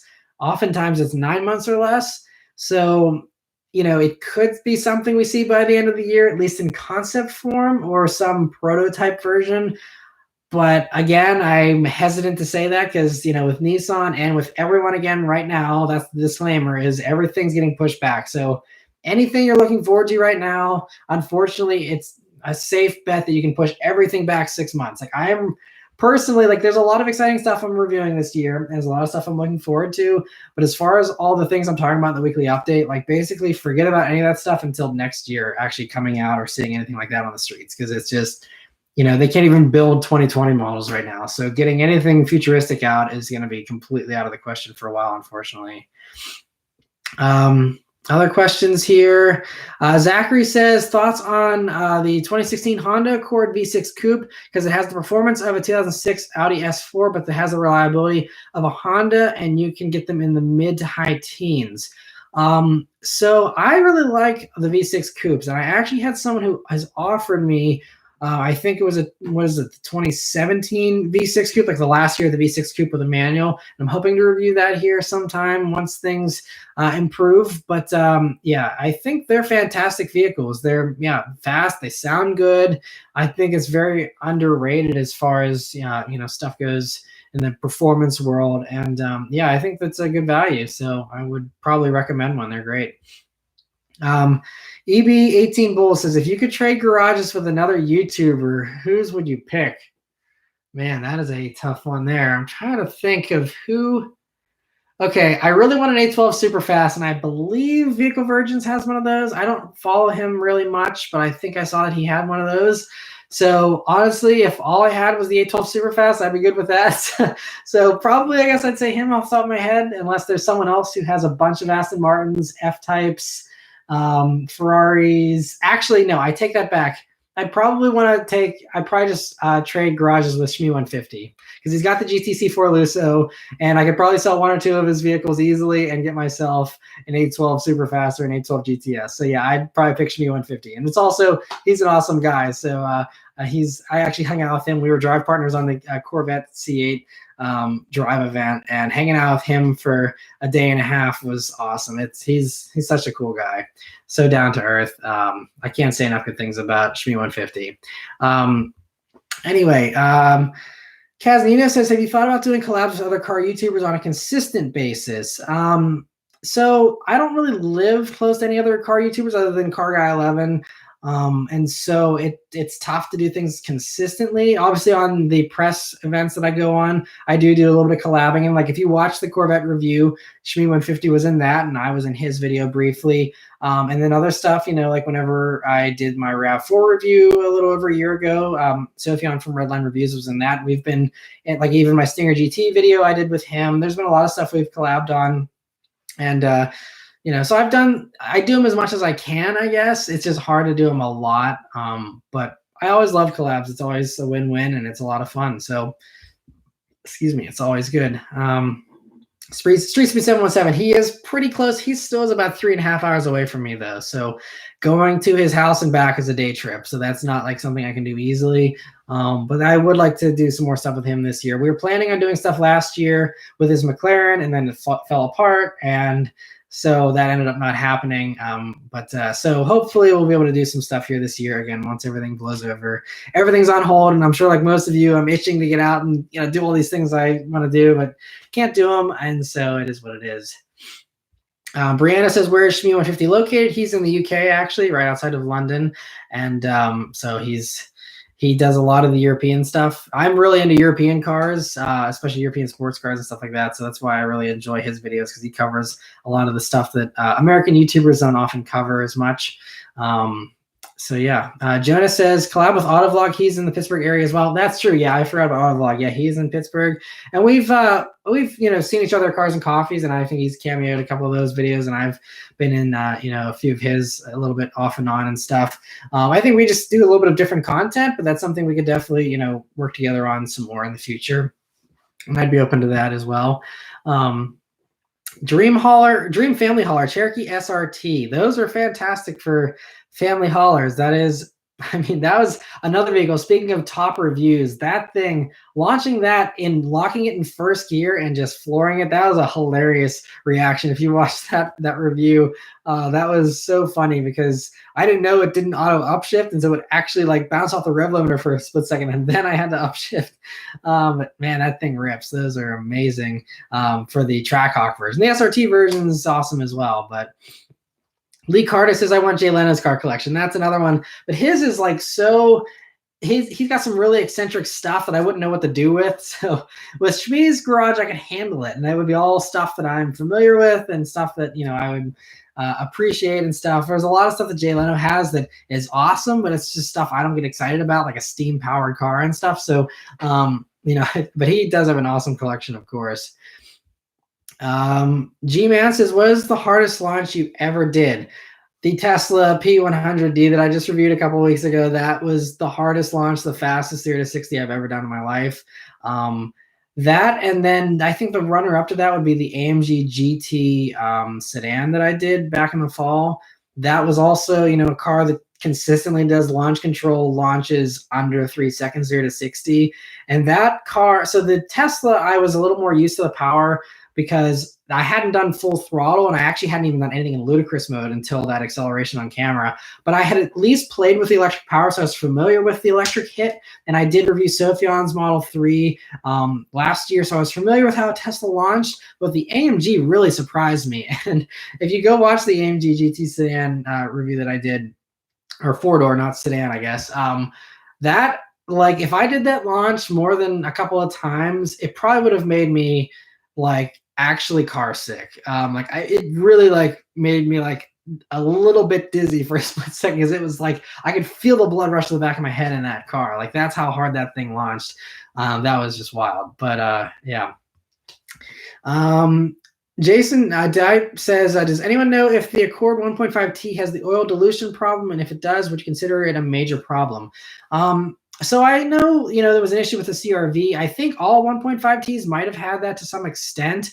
I haven't looked into it a whole lot personally. Maybe someone else can chime in here. But I thought that they had, like, fixed it and that it wasn't as big of an issue as it seemed online. Like, it sounded like it was this huge thing online, but then there's been, hundreds of thousands of CRVs sold, and not all of them are sitting on the side of the road with their hood up. So I think it's not a huge issue, and there seem to be a lot of totally happy CRV owners of this current generation. So I think the issue might be overblown, like it often is for vehicles that have a reliability problem early on. But again, it'd be hard to know 100% without doing more research on forums and stuff like that. Other questions here. Let me see. We have Floyd Water says, I want to boost the Corolla, but Savage Geese makes a good point about the pain that it can become. Yeah, modified cars, I learned that with the EcoBoost the hard way. It was definitely problematic, and it's just, I think it just depends on your personality type. Some people don't get as upset about their car leaving them stranded. They don't get as upset about blowing a motor or about check engine lights popping up. For me, if a check engine light pops up, I'm like, holy crap, this is really bad. Like, what's going on? Other people, it's like, oh, whatever, it's all good. Like, they don't really care. Or, if your engine blows up, it's like, oh, well, I got $5,000 in the bank, I'll buy a new motor. It's just all part of the game. And some people, it just doesn't faze them. If you're one of those people, then, doing modifications is totally good. For me, I like the peace of mind of reliability, of having a fully intact warranty. So if something breaks, it's not my problem. And that's just me personally, but it comes out of personality types with that. Stanley says, any news on the Nissan Z? I talked about that a couple of times already, but right now they did a trademark filing, which I talked more in depth about a couple of weeks ago in the weekly update if you're curious to hear more on that, but nothing new since then. Other questions here. We have someone saying chill. I guess I'm missing stuff. I'm trying to get as many things as I can. Trying to just, find all the questions I can to answer everybody. And we have over 350 people here joining us. I think this is the most I've ever had for a live stream as well. So thank you all for joining. I'm going to keep going here for a little over another half an hour or so. And let me see here. We have James Parker says, I've always wondered if you'd go Challenger or Camaro if you didn't have the Mustang. I would go Challenger. I love the Challenger. The only thing about the Challenger that makes me leery to own one is the fact that they do terrible in the crash test, the small overlap crash test. If anyone likes the Challenger and wants to continue liking the Challenger, and if you're worried about safety, do not watch the crash test on the Challenger. The small overlap crash test is not pretty. So that would kind of keep me away from the Challenger. I think, honestly, but if I had to pick and someone would put a gun to my head and said Challenger or Camaro, I'd probably just pick a Camaro or a Challenger, because the Hellcats, I just love the way the Hellcats sound and stuff. But I think as far as just other cars, if I didn't have the Bullet, I would probably be driving the new Supra right now. That's how much I love it. I would probably own a Supra. They're that good. So we have Deadshot Chief says, hey, Matt, glad to have made it at last. Thanks for joining us. I appreciate it. Hector says, what are your thoughts on the 2020 Volvo XC90 Inscription T6? T6 is great. I did do a review on the T8 if you're curious to hear my thoughts on just the XC90 in general. As far as the T6, just a little less power. Still a great, luxury three-row. I don't think it's the best luxury three-row out there from a sporty standpoint or a luxury standpoint. But it's a nice, different option if you're tired of seeing Mercedes and BMWs everywhere you go and Audi Q7s and stuff. I think the Volvo is probably going to be the safest as well because Volvo just over-engineers everything. And I really like every Volvo that I've had for a week. So would definitely recommend. Brianna says Tesla Model X or Lexus 570. I think the 570 is that the GX or the LX? Either way, one's a dinosaur and the other is a spaceship futuristic thing. So those are about as far apart from each other as they can possibly be. Personally, I would probably go for the Model X because they're very impressive, and I'm not really into the whole body-on-frame SUV thing. Personally, if I were to own something, I like, a more comfortable ride and stuff because I don't go off-road or tow or do anything that I actually need truck-like qualities. So I would go for the Tesla, I think, myself. Jonah says LX 570 all the way, though. So, yeah, it all comes down to preference. Carlos says, what do you think of the new Titan? Kind of underwhelming to me. James says, what color for the Supra? I love it in white. I would do the yellowish orange personally if I were picking a Supra. Kevin says, I prefer LC500 over the German competition.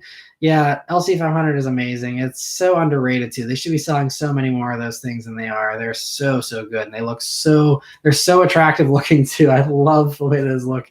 One of the best looking cars on the market right now. Nick says, do you think the new Nissan Skyline will ever come to the States? And do you think they will build a coupe version of the car? I think Infiniti could really use some new stuff. If the new Skyline though, is that basically just the Q50? I thought that was the Skyline I'm familiar with, unless there's a newer one that I missed for Japan. But we do have the Q50, so that's you can have one if you want. A coupe version kind of would say would be like the Q60 in a way, but that's, and the Q60 is fantastic too. That's another really good looking car. Speaking of good looking cars, 09 Black Cobalt SS, thank you again for the super chat. He says, what's your opinions on Mitsubishis and can they make a comeback? I miss the Eclipse Turbo coupes. Yeah, Mitsubishi's really sad. I'm just sad for them, I guess I should say. It's just, they have to survive with the SUVs and stuff. I think the Eclipse Cross didn't do as well as they had hoped, and they sullied the name of the Eclipse in the process of doing that. And I'm not optimistic for Mitsubishi. And again, we'll have to see how things shake out with this whole pandemic, but I could potentially see Mitsubishi even going away. I hope they don't. I have a friend that owns a Mitsubishi dealership. So for his sake, I hope that Mitsubishi thrives and does well. And I think the stuff that Mitsubishi has in the pipeline, there's talks of, how obviously now that they're kind of in partnership with Nissan, they're going to be getting some Nissan products with Mitsubishi badges down the road eventually.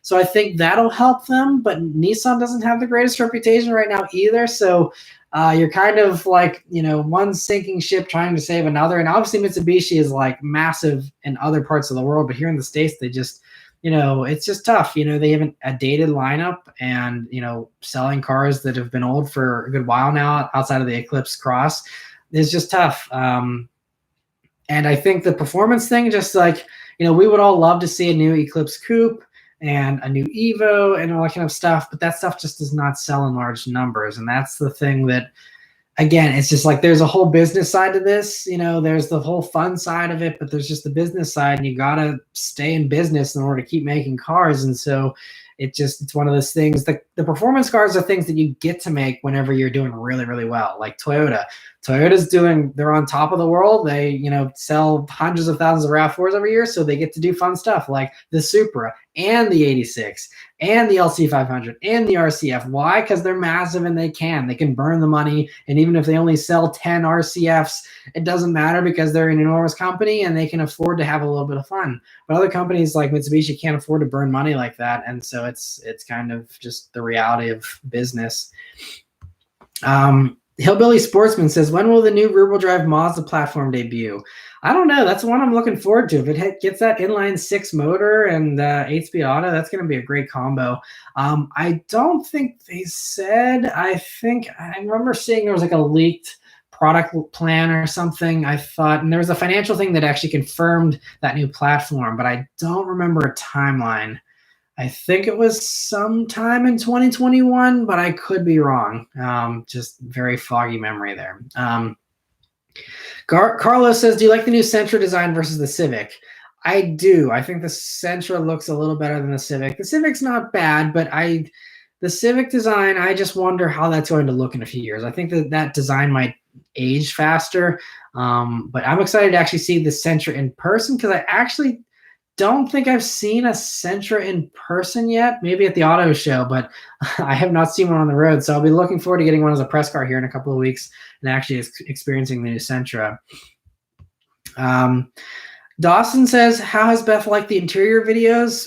Loved them. I'm glad you enjoy them. Thanks for watching them. She enjoys doing it, and she's really getting really good at it. So obviously, she, before we were dating and were married here, she appreciated luxury cars, but she was never, like an enthusiast. She didn't go to car meets or, go to the racetrack or anything like that. And so that's something that's developed, as we've obviously been together. And she obviously experiences these cars every week with me as well. But a lot of times she used to not pay as much attention of, all the little details. And now that we're doing the reviews together, she's starting to pick up on more of the details, and she's starting to critique things the more that she actually is paying attention. She's like, I can, she's noticing. And even like today we were in the Bullet and she's like, actually, this is kind of like some not super high quality material here on the Bullet. I'm like, yeah, I know, but I don't care. It's just like, it was kind of funny, but she's, really getting good at like picking apart a car interior.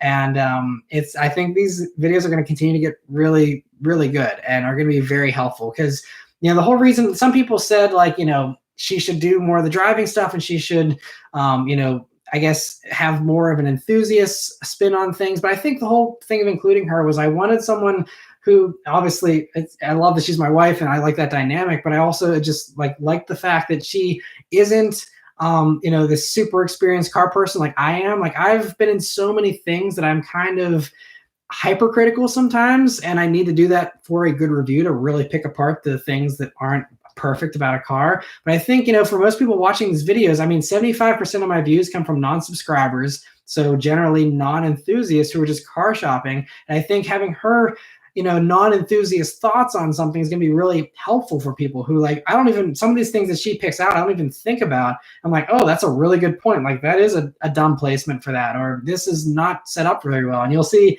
actually, we had a little fun in the Camry TRD review. You'll see on Tuesday, where there's just things that I never really even thought about. And then like sitting in the passenger seat and looking at it from a passenger perspective, there's so many things you can learn additional. And I'm really loving how these interior reviews are evolving. So anyway, long story short, but I'm glad that you're enjoying them as well. And she's really enjoying doing them. She's really getting into the nitty gritty of car interiors and stuff, which is great.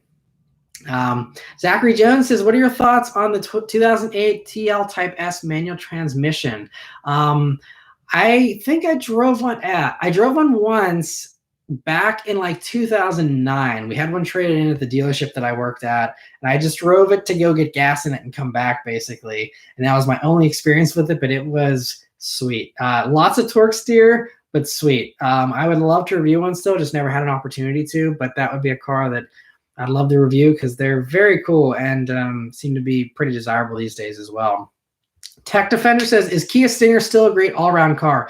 100%. If I needed a four-door car and I could only have one car, I would probably be driving a Stinger GT. That would probably be what I would buy. Giulia is a close second, but I think the Stinger reliability and extra practicality would win out for me. And so, yeah, Stinger GT is amazing. I love those things. Jonah says, can you bring back the dash cam videos? The dash cam videos, those were fun to do, but they didn't really seem to get much traction as much as I thought they would. I thought that more people would enjoy them, and it just never seemed to do much. But there every once in a while I do still see some crazy stuff, but I think I also just like don't see a lot of really bad driving since I don't commute every day like many of you do, and so or used to before this whole thing set in. But so that's I think one of the things is I don't drive a ton, so but I do see some funny stuff. So if enough people requested it, I would probably try and do another one maybe. And I might start saving a few little clips here and there and do it like once every few months instead of every month or something. We'll have to see. But honestly, my video schedule is so packed. I hope you guys haven't been too bombarded, by the way, because I've been doing, a good amount of videos here now that I do the interior reviews. And now that I've been doing 2 car reviews a week, and they both have interior reviews. That's like 4 videos plus a weekly update. So like 5 videos a week. I'm like packed. Like if I did the dash cam stuff and other things like the personal videos I'd like to do about my movie experience and all kind of stuff, it would just be like having a daily upload, which is so much work. Even just keeping up with the 5 videos a week I'm doing right now is like, it's a lot of work. It's, I love doing it. It's just, I wish I didn't have to do all the editing because, for anyone who doesn't do videos, it's like, at least for me, just filming a car review takes about 3 hours. Doesn't take a ton of time, but then editing the car review is an 8 to 12 hour process for me usually. And so it's an all-day thing editing a review. And now that I've split them into the interior and the driving reviews, that means I got to do double the thumbnails. And I've been photoshopping all my thumbnails now, since that's something that is like a must do on YouTube, because that's what YouTube wants, is an attractive thumbnail, and people don't click if there's no attractive thumbnail. So doing that is more work and stuff. So now for those 2 videos, it's a 2-day ordeal. It's 1 entire day for the interior review, 1 entire day for the driving video. And then I squeeze in enough time to film the next review, work on that for the next, 2 days. And so it's very busy. It's a lot of fun. I love what I do, but it's definitely a lot of work. So adding more videos is tough right now. But if I run out of cars here with everything going on currently, if I don't get press cars anymore or something, if this pandemic gets worse, then I could start doing some of those other fun videos. But in the meantime, I just have no gap in the upload schedule, unfortunately. Andy says, should I get the 2019 STI or just wait for the 2021? It depends on how urgent your car buying is. If you can wait, I would certainly wait to at least see what the 2021 is like, because even if you don't like the 2021, you can get a way better deal on a 2020 STI at that point, because it's the old one and everyone wants the new one, and so the dealers will be discounting the old one. So I would wait if you can. I think that'd be the better way to go.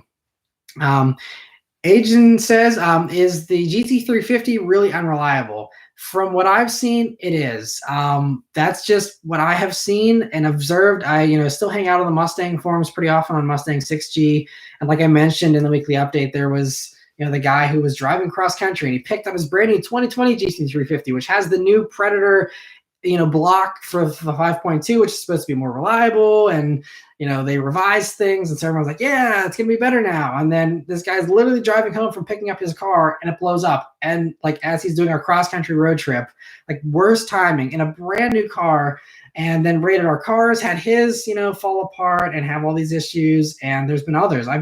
If you go on the GT350 owners forum or on Mustang 6G, they have their own sub forum, and the owners on there's a blown motor thread, and there are sadly dozens of pages, and it's just there's another blown motor, there's another blown motor.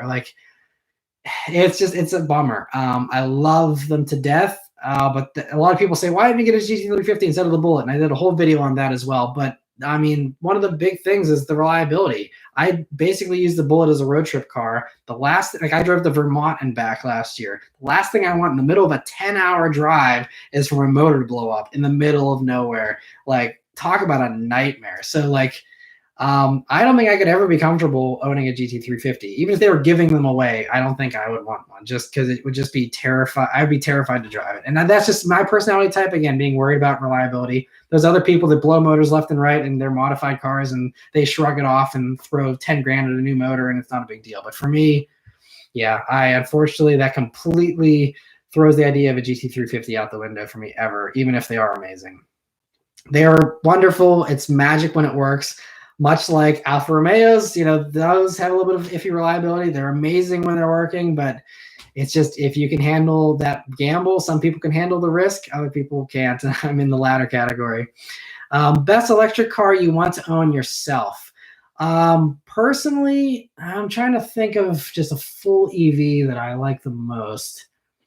I mean, the Model 3 is really impressive. I'm trying to think of, the Mach-E is cool as well.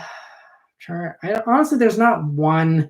Like, I think as far as value goes, if I wanted a value proposition, I would say the Golf, e-Golf is my favorite pick as far as the like under $20,000, cheap electric car just for running errands around town. I also really love the new Mini electric that I just did a review on, a couple of months ago.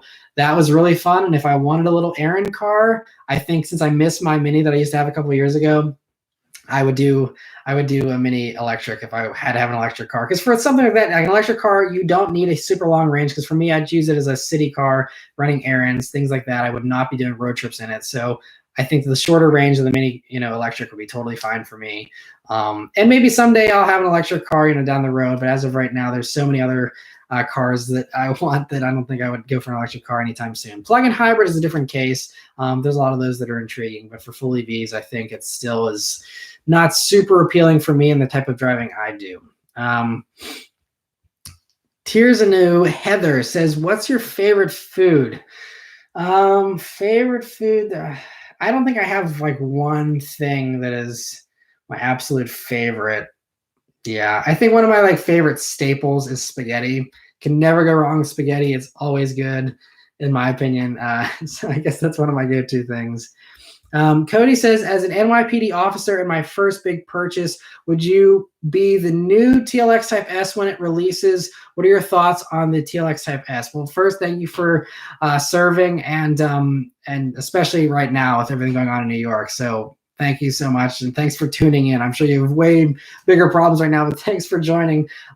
As far as the TLX Type S, like I talked about in my weekly update, it looks like it's going to be really exciting. And if the rumored numbers are true of 400 horsepower with the super handling all-wheel drive, that is going to be an epic car. Acura knows how to make some fun handling cars. Even the RDX A-Spec that I reviewed a year and a half ago, that thing was hands down, I think, the best handling SUV in its segment. So much fun. Like you could actually like almost kick the back end out in that thing, and it was just so good. So if even the RDX is not even a Type S version, is like super fun and amazing. I can't imagine more power in a sedan in the TLX with that beautiful shape. I think that is going to be a knockout of a car, and I really hope that people actually buy them so that Acura continues to make them, because I think they're going to hit it out of the park. The interior is going to basically be the RDX interior, so a lot of people hate that whole touchpad thing. It was kind of iffy for me too, but I wouldn't let that be a deal breaker. I think the new TLX is going to be amazing. I'm chomping at the bit to see that thing be revealed and drive one hopefully sometime in the future. But I'm excited for it. Marcel says, do you think the Acura and Infiniti brands will gain more traction, or will they keep dying off? Infiniti seems to really be like driving off a cliff, unfortunately.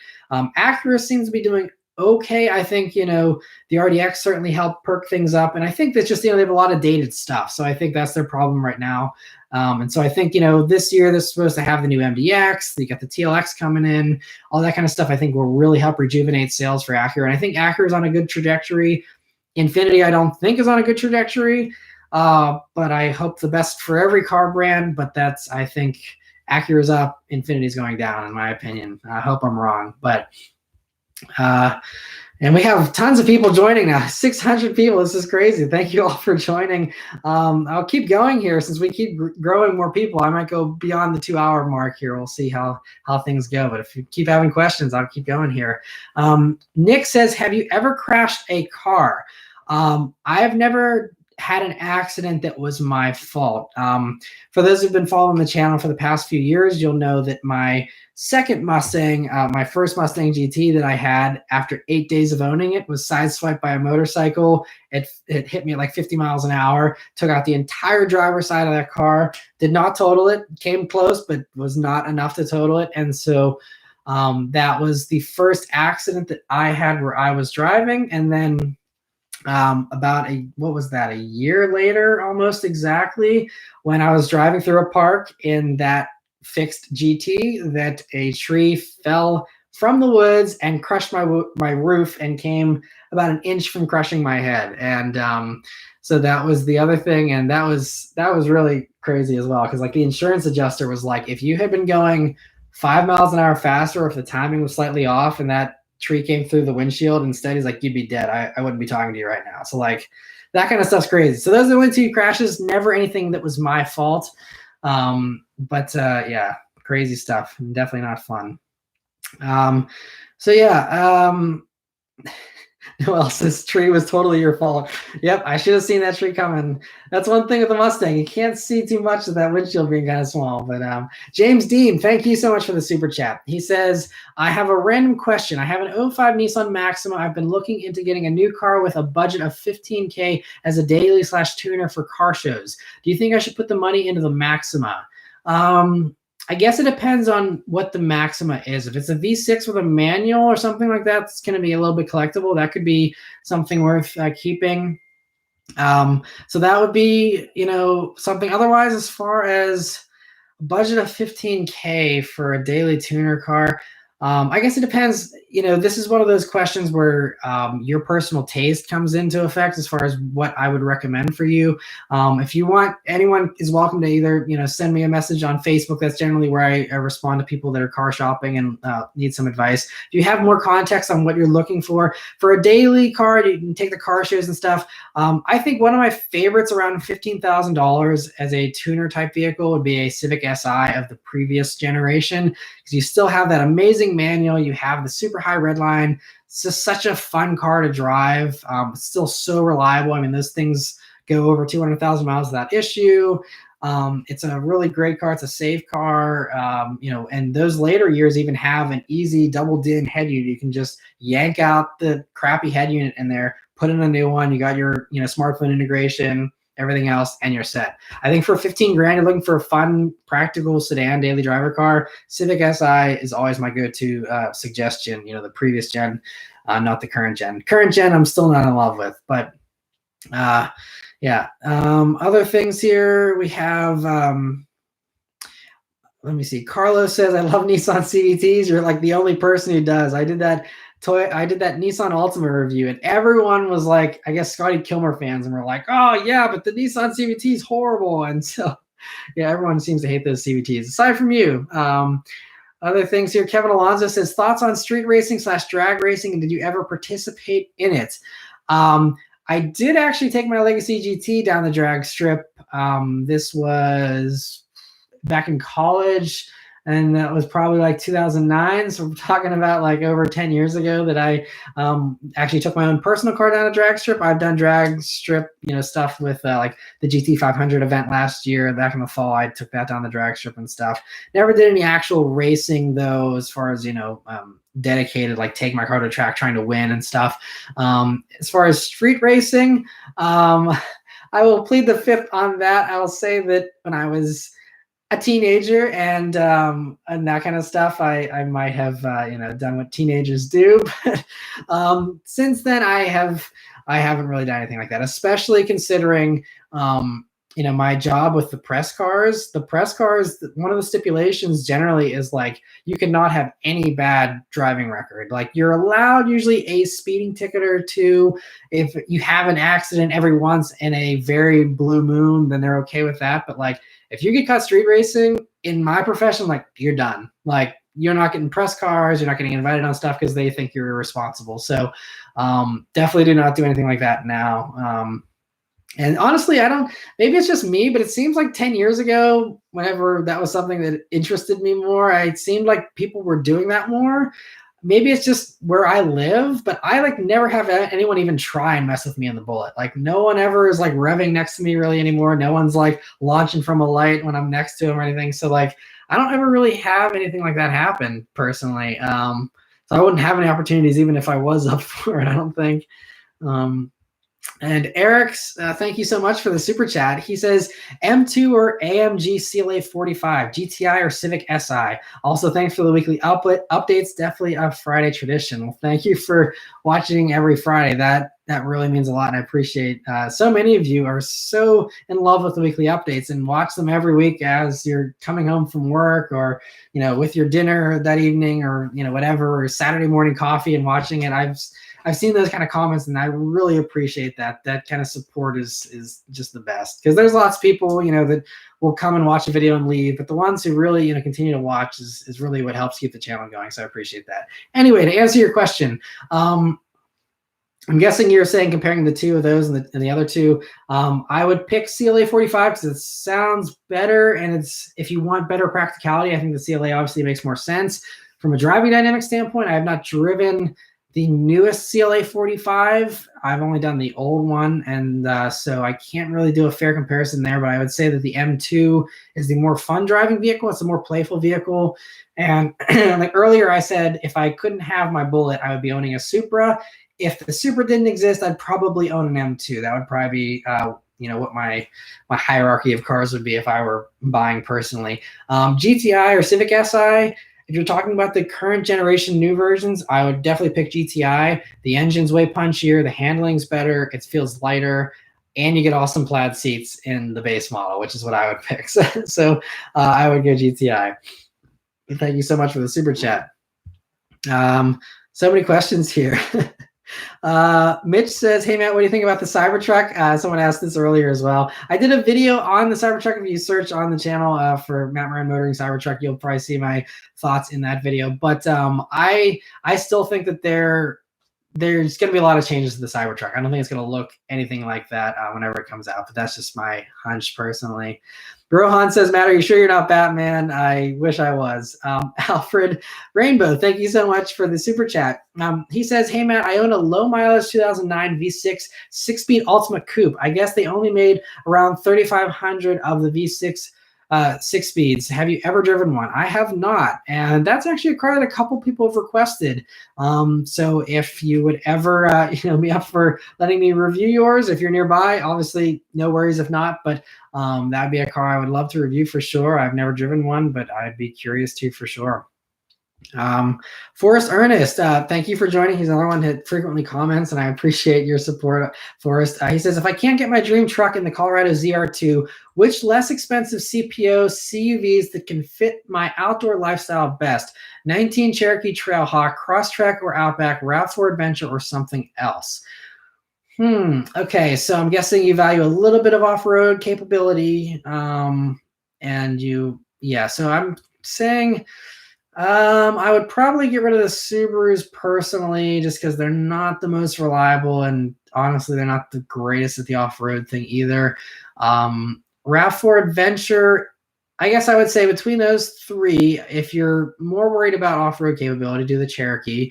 If you're not as worried about the off-road capability and you just want reliability, then the RAV4 would be the way to go as far as those go. I'm trying to think of other things you could pick. I think that's probably, I really like the CRV. I just don't know if that would have what you're looking for. And I actually am going to have a standard CRV. I just did the hybrid review if you watched that a couple of weeks ago. I have a standard CRV 2020 coming here, the touring model, and I'll give my thoughts on that soon. But yeah, I'm trying to think which would be better. I think personally I would maybe pick the RAV4 just because it's newer. The Cherokee's a little dated at this point. Honestly, the Wrangler is a lot of fun too. I mean, I'm not a huge Wrangler fan personally, but Wrangler might fit what you're looking for in your lifestyle really well, if that's something that's, again, within a reasonable price range. I know they're super overpriced for a lot of them, but if you can find one that fits your budget, that could be a fun option as well. Shamil says, do you like the Mad Max movies? I actually have never seen them. Don't hate me, but I've never seen them, so cannot weigh in, but I would like to someday. Dawson, thank you so much for the super chat. He says, looking at a 2019 BRZ at my local dealer in Buffalo for 27 grand. Think that in 2020 it's still a good use of the money. My brother just got an ND Miata.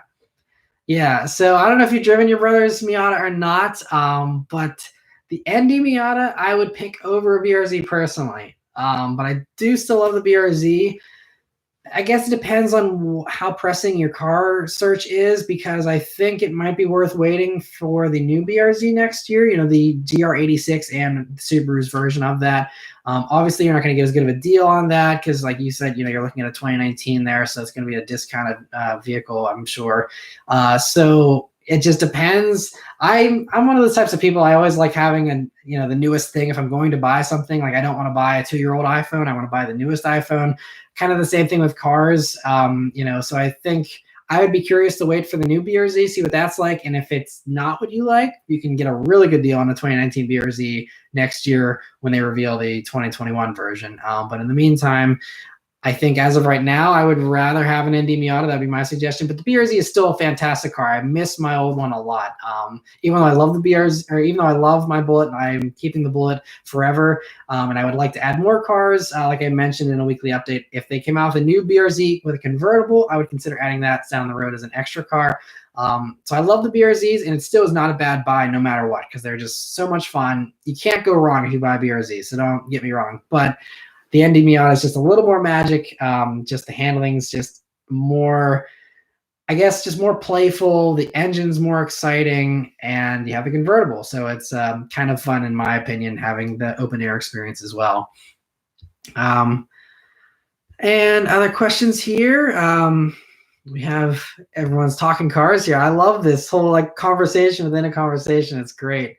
Deadshot Chief says, or Chef says, "Hey Matt, first thank you for helping me pull the trigger on my 2020 Civic Si and my 06 Audi A3 years back. Your thoughts on old classic cars being gutted and replaced with electric drivetrains?" I do not like it. I think in the far off future, if it becomes illegal to drive gasoline engines, then I think there's been, the whole idea of getting rid of the normal drivetrain, but easily making it swappable with an electric drivetrain. And that would be okay if in some dystopian future where no one's allowed to drive anything that pollutes. Then I think, in that case, I'd be okay with swapping in an electric powertrain just so you can still drive the cars. I still think the classic cars should be driven and enjoyed, not just stared at in a museum. And so, but as of today in 2020, I personally, you couldn't pay me enough money if I had a classic. You could say, here's $1 million, put an electric powertrain in it. I'd tell you no. Like, that's just me though, because I'm all about originality when it comes to classic cars. If I'm buying a 55 Ford, I want it to feel like a Ford from 1955. And I want that time period, and I want that experience of crappy brakes, of a slow V8 that, only did 180 horsepower out of this massive engine, all that kind of stuff. I want that time travel experience if I'm going to buy an old car. If I want an electric car, I'll just go buy an electric car that's brand new. I'm not going to, mess up an old car. But that's my personal preference. The great thing with the car world is you can do whatever you want. It's your car, and that's the freedom of it. My supercar life. Thank you so much for the super chat. He says, have you ever driven a 2017 Audi R8 V10 Plus or a 2017 Acura NSX? Also, if you could choose one to buy, which one? I have never driven either of those two, so it is hard for me to say. I'm hoping, we'll see. I'm hoping eventually to be able to get Acura to send me an NSX someday as a press car. I've been working on that for a while. Hopefully someday I can make that happen. But I think I would pick the R8 because you have the V10 engine, which just sounds so glorious. They're just, I love that V10 sound. So that would be my pick, I think. Although the NSX is still very impressive. Eric, thank you so much for the super chat. He says, Tesla Model 3 performance or used Nissan GTR, most fun under 100 miles per hour. Okay, so most fun is subjective. I would say if you enjoy the violence of shifting, GTR, because it's banging through those gears, and so it's just, just like it's a nonstop thing. And like my Nismo review really shows that, where it's just like brutal. And the Tesla is brutal, like it's brutal on a roller coaster, where it's just like, whoa, and then that's it. There is none of the violence of just banging into those gears and the sound of the GTR. So I think stock versus stock, the Model 3 is the more exciting and exploitable car, because really in a GTR to do that full-on attack, I mean, you have to really commit. It's like, doing the launch control and stuff. It's just a little more complicated than it is in the Tesla. Personally, if it were me, I would go for the used GTR with straight piped exhaust. You get that glorious sound and make it even more insane. I would do the straight pipe GTR over a Model 3. But again, totally polar opposites as far as ethos and how they go about that 0 to 100 feel. But yeah, GTR for sure. Bryce says, well, one of my dream cars, I have 11 others and I hope to own them all someday. Don't we all? I have so many dream cars I wish I had. Carlos says, Matt, where's the Fedora? Show it to us. The Fedoras are actually all like 2 stories down.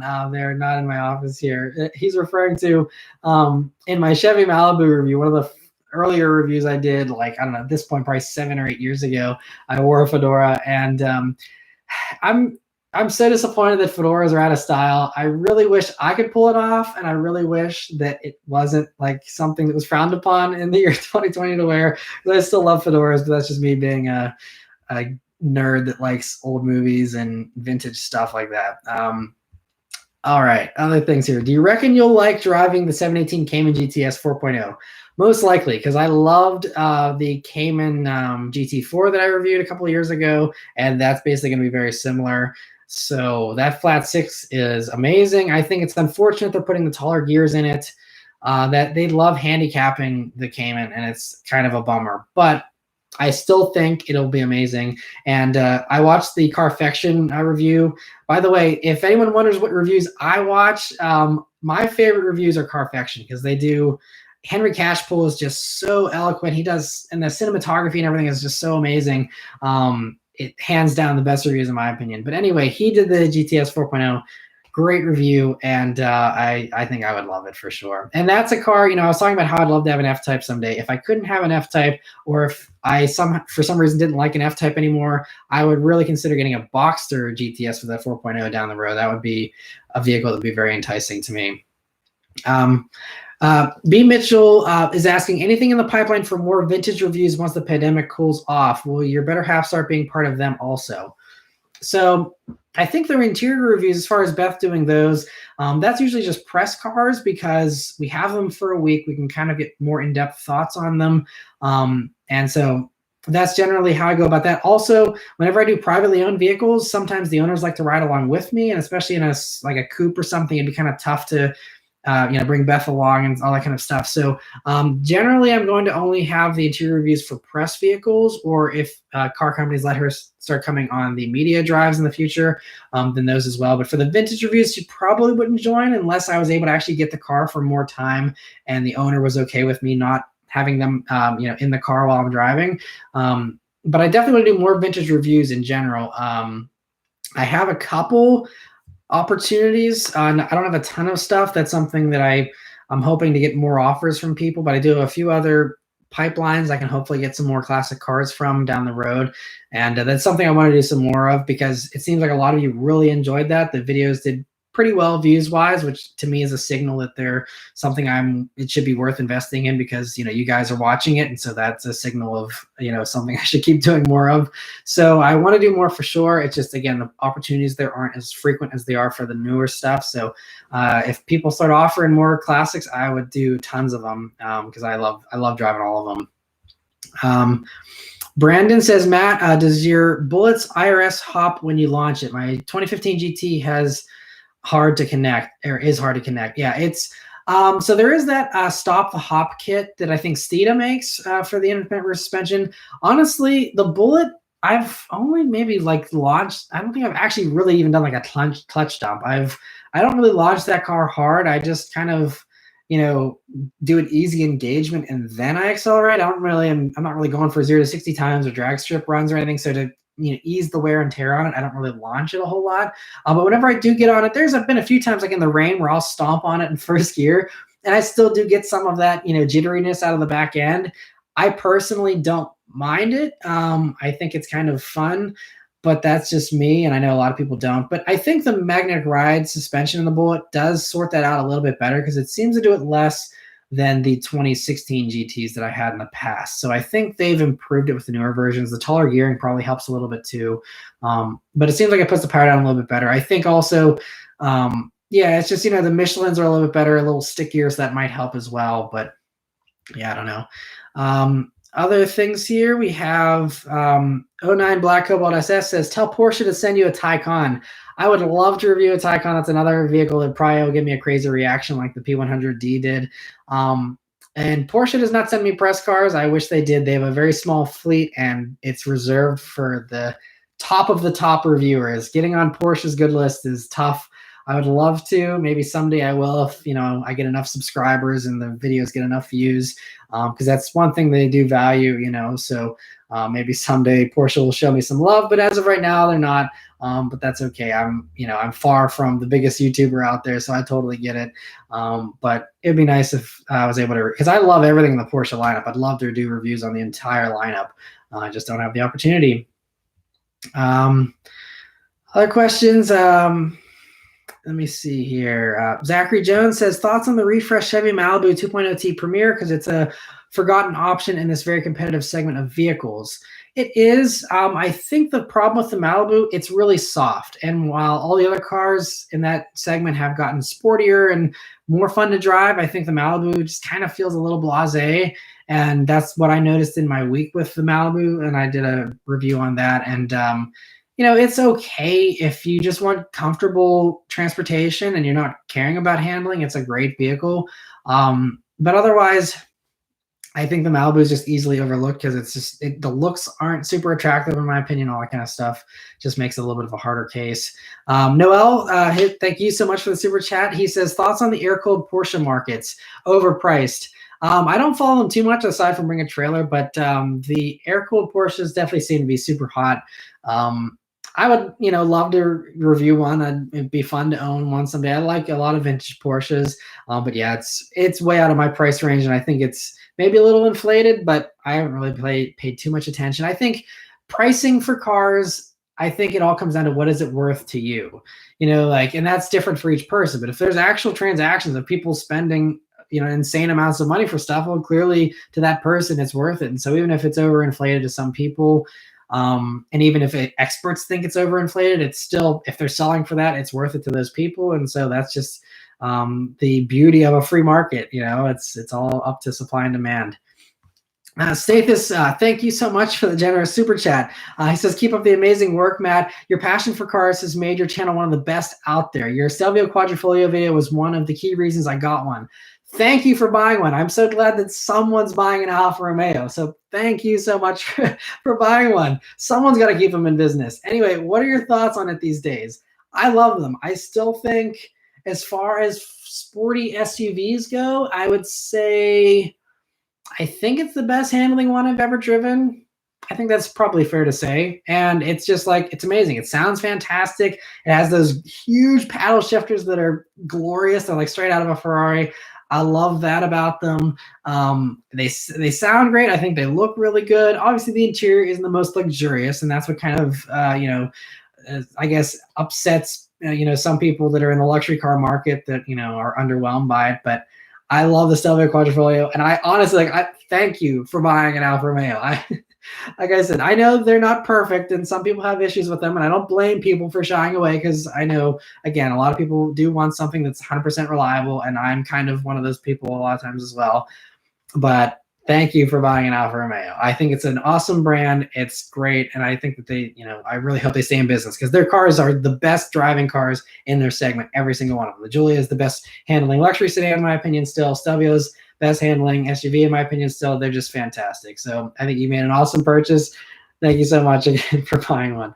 09 Black Cobalt SS. Thank you so much again for another super chat. He says, what is the least exciting or boring car you have reviewed or driven? So I would say maybe not the least exciting, but I would say the car that I've hated driving the most in my entire life was a smart car. It had the most dreadful dual clutch automatic transmission that actually, like the car, like I was driving this little thing and it would like, I would count probably to 3 Mississippi by the time it shifted. It would just be like,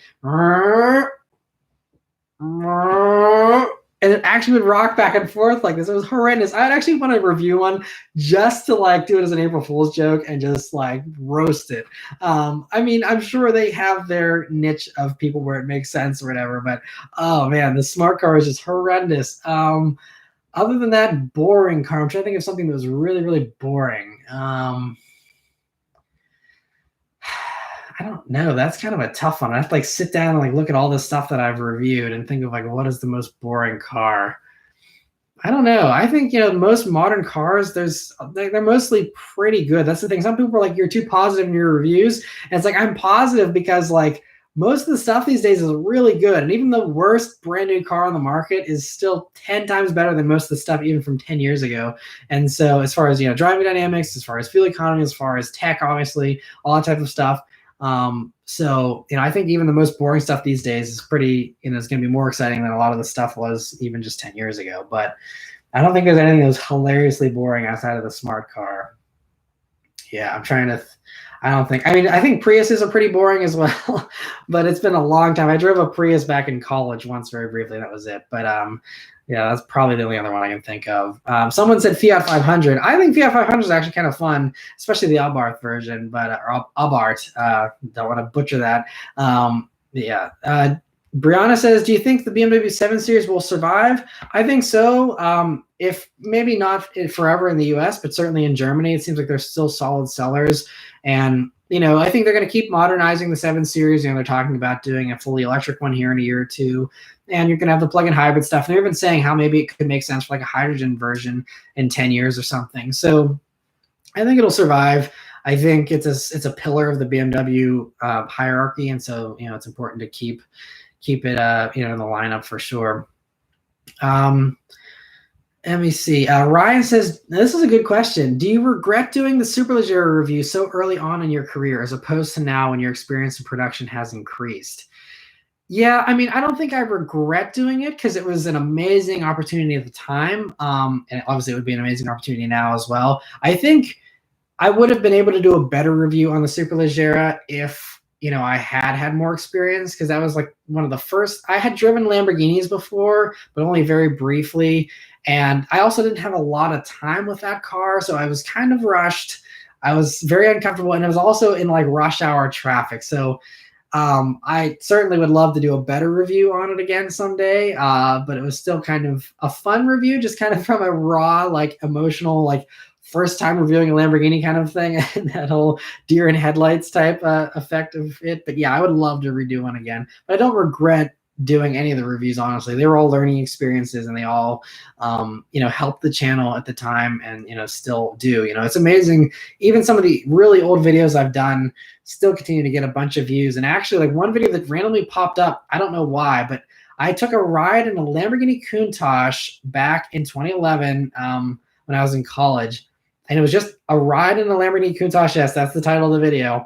It was just me riding along with a friend that I made that had a Countach, rode in that. And that video has up to like 1.3 million views. And it sat at that for a while and didn't get much more views beyond that. But recently it's been starting to get like 3,000 views a day and just keeps like growing. I don't know where this is coming from. I guess all of a sudden a lot of people are nostalgic for Countaches or something, but I'm not complaining. But it's funny how like, that's what really helps this channel keep going is, even times like this where the ad rates are way down because there's no advertisers, because no one's buying anything with the pandemic. Those videos are what really help keep things stable for me and, for a good bit of the time, because with a lot of the people that do vlogs these days, like if they don't upload every day or they're not constantly posting new stuff, their revenue just falls off a cliff. Whereas with me, I could just walk away from the channel and it would still be earning revenue for years to come because there's still people looking up 2015 Volkswagen GTI reviews. And that's something I did 5 years ago, and it still is really valuable and helpful to a lot of people. And so, that's one of the good things about these reviews is it really helps people for a long time to come. And it's not just, some people, think that it's just about like, the first 24 hours or whatever, but it's really, for me, it's always been a long-term plan. I'm doing these videos so that people can watch them 10 years from now and, be able to still do that car shopping and, make a good purchase, even if it's not a brand new car. Carlos says, what did you go to college for? I went to Virginia Tech for financial planning. I originally went for mechanical engineering and then realized that I am not smart enough to be a mechanical engineer. Mostly just the 3D modeling thing and doing all that kind of stuff. And the math was pretty intense. And I'm decent at math. That's why I have a degree in financial planning, but I'm not good enough to do all the crazy engineering stuff. So that's what I originally went for. And that's why I went to Virginia Tech. But then I stayed at Virginia Tech because I loved it. I made one of my closest friends. I made there as my roommate at Virginia Tech, and so I stayed there. And that was, I just did financial planning because that was at the time what I wanted to do. Never used my degree, just got it, and then the channel started to kind of take off, and so I just decided to go another way. But 09 Black Cobalt SS says, "Go Hokies!" Thank you for the support. Yeah, I love the Hokies. I had season tickets there when I was in college, and it was awesome going to games and stuff. Rithik, thank you so much for the super chat. He says, "Hi Matt, I have 2 questions. What was the first car you drove, and will sedans ever make a comeback?" First car I ever drove was, I think, my dad's car, a 1997 Subaru Impreza Outback Sport. Subaru, by the way, was way ahead of the time with that thing. It was a lifted wagon, which everyone's doing with these crossovers these days. Subaru was doing it in the 90s. And so anyway, that was the first car I drove, and actually was my first car that was handed down to me as my first car that I had until I upgraded my Legacy GT about a year or so later. And then will sedans ever make a comeback? I read an interesting story like a year ago, and it was just totally an opinion piece, but it was an opinion piece saying that there's a decent chance they thought that sedans would make a comeback because if you look at the demographics of who is buying crossovers, it seems like a slight majority of crossover purchases are older people because they don't want to bend over and get into a sedan. So obviously there's a lot of people that buy crossovers because they want room for their pets or they want to camp or go off-roading, and that's a totally separate thing. But it seems like, the author of this article was saying that if it continues on where it's becoming more and more of an old person's car, then SUVs would kind of be the Buick and Cadillac of the car world, and it would be, sedans are for the young limber people that can hop into low slung cars and are able to do that, and all the people that don't want to bend over to get into a car, they're the ones driving SUVs, which would then make SUVs uncool and make sedans cool again. That was the theory there. I don't know if that will ever happen, but I thought that was an interesting thing, and I think it makes sense from a philosophical standpoint that could potentially happen.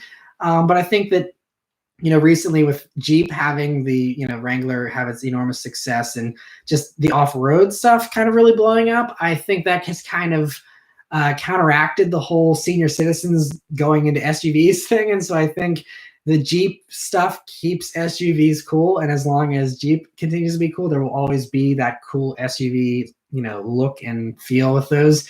But I think the crossovers could certainly fall out of fashion and have sedans be more popular someday, and you'd have sedans and then people who actually want full-blown legit SUVs, and the lifted hatchbacks with body cladding on the side would kind of become uncool eventually. I mean, I already think that they're not the most exciting, but that's just my personal opinion. Obviously they sell tons of them, and that's why every company has one.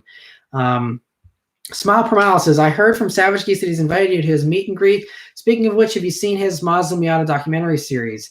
I have not watched it yet. I wish I had time to watch YouTube videos. I have a watch later playlist on YouTube that's like 250 videos deep.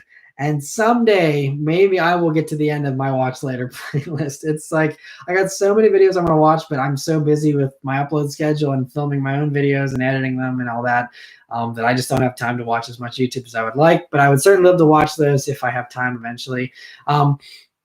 And I didn't know if he made that meet and greet public yet, but I guess he did. So yeah, I was planning on going to the meet and greet, and I still am if it happens.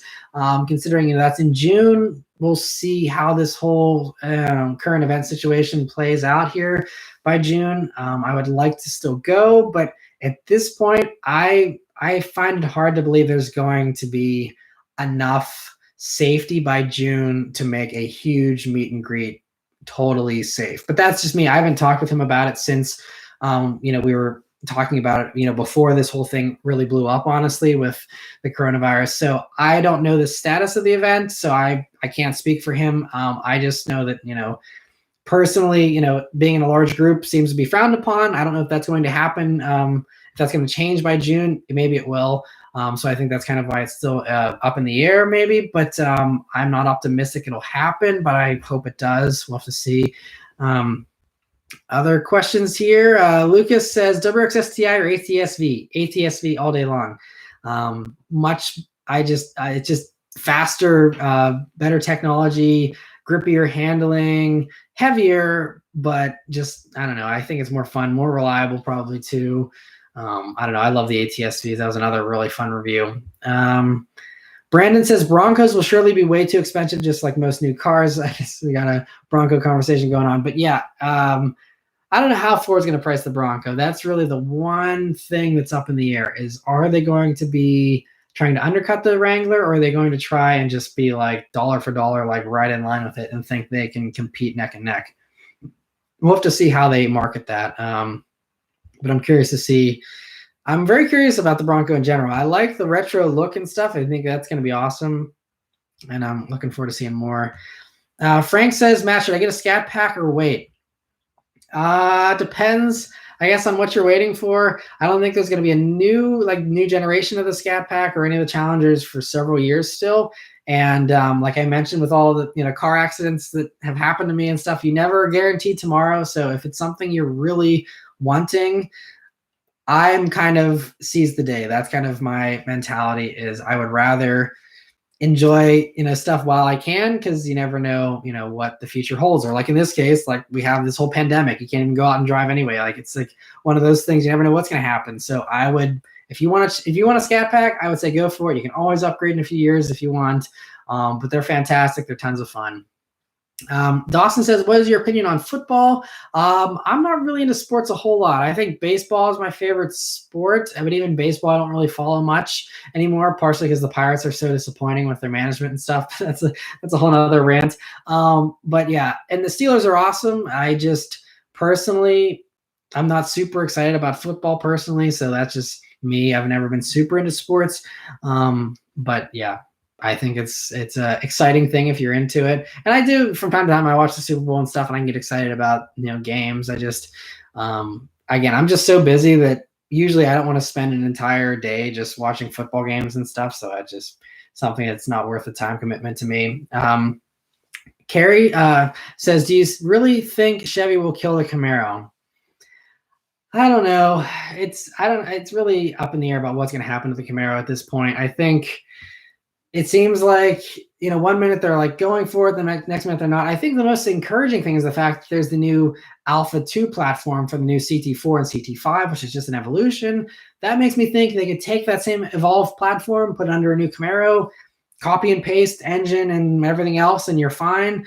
But it's just not selling super well. And then there's the talks of them just doing an electric one, and that can kind of beat Ford to the punch, since we know an electric Mustang for the Coupe is probably coming eventually at some point.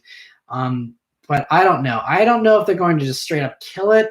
They might rebrand it as an electric Coupe, which probably would kill it in a lot of people's minds, but I think that might be how they keep it going. I think it is a valuable brand asset to them, so I don't think they would just throw it away.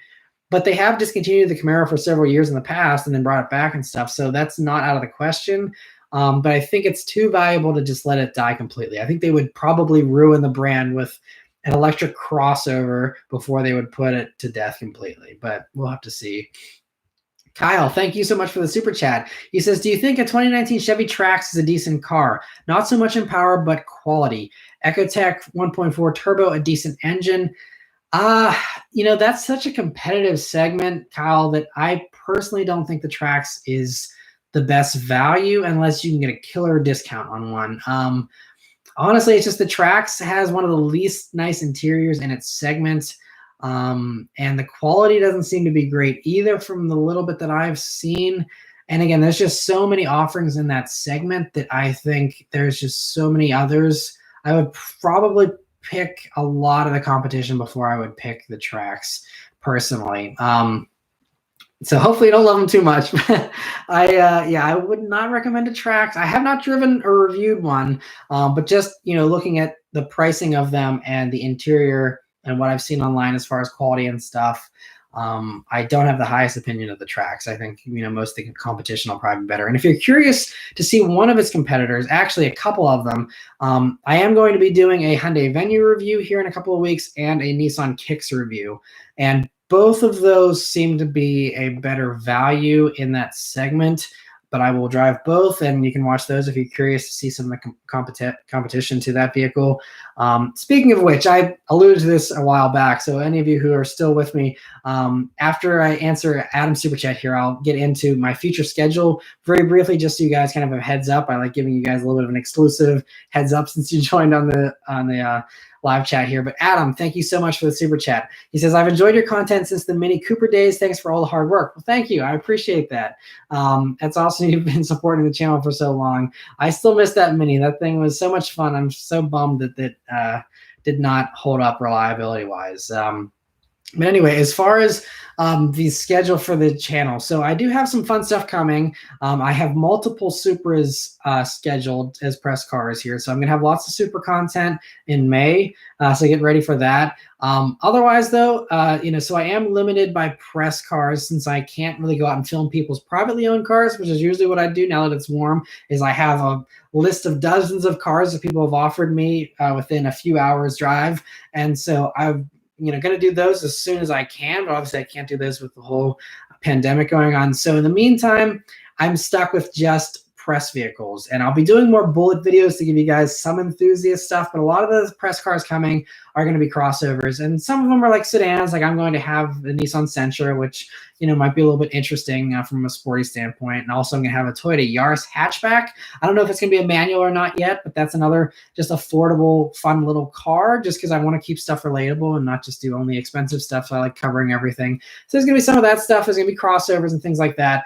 But just keep in mind that if you see that I'm not doing a ton of sports car stuff outside of the Supra, it's not that I don't want to do sports cars over the next few months. It's just that, like everyone else, I'm very limited with where I can go currently. And so I only have the press cars that are offered from the car companies, and everyone's making crossovers these days. So that's really what I'm going to be doing a lot of, but I'm going to try and do more sporty stuff. Like I said, I'm going to do bullet videos more. I'm going to be reviewing Beth's car with her driving as well. Her Mercedes, she leased the new 2019 Mercedes C300 last year. We haven't done a review on it because I've been so busy with other stuff.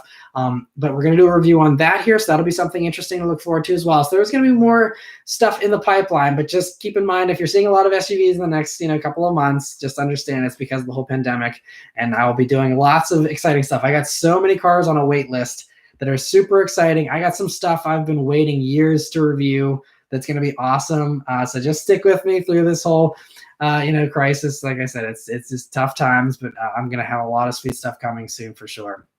It's just a matter of being able to leave the house and go film them. So yeah, all right, let's see. I'll do a few more questions here. Maybe we'll go for a couple more minutes here. Thoughts on CT6? Brianna asks. I love the CT6. I did a first pre-refresh version, and I did the newer CT6. I still think the CT6 is actually one of the most luxurious cars you can buy if you do road trips, because it is the only hands-free driving experience currently on the market.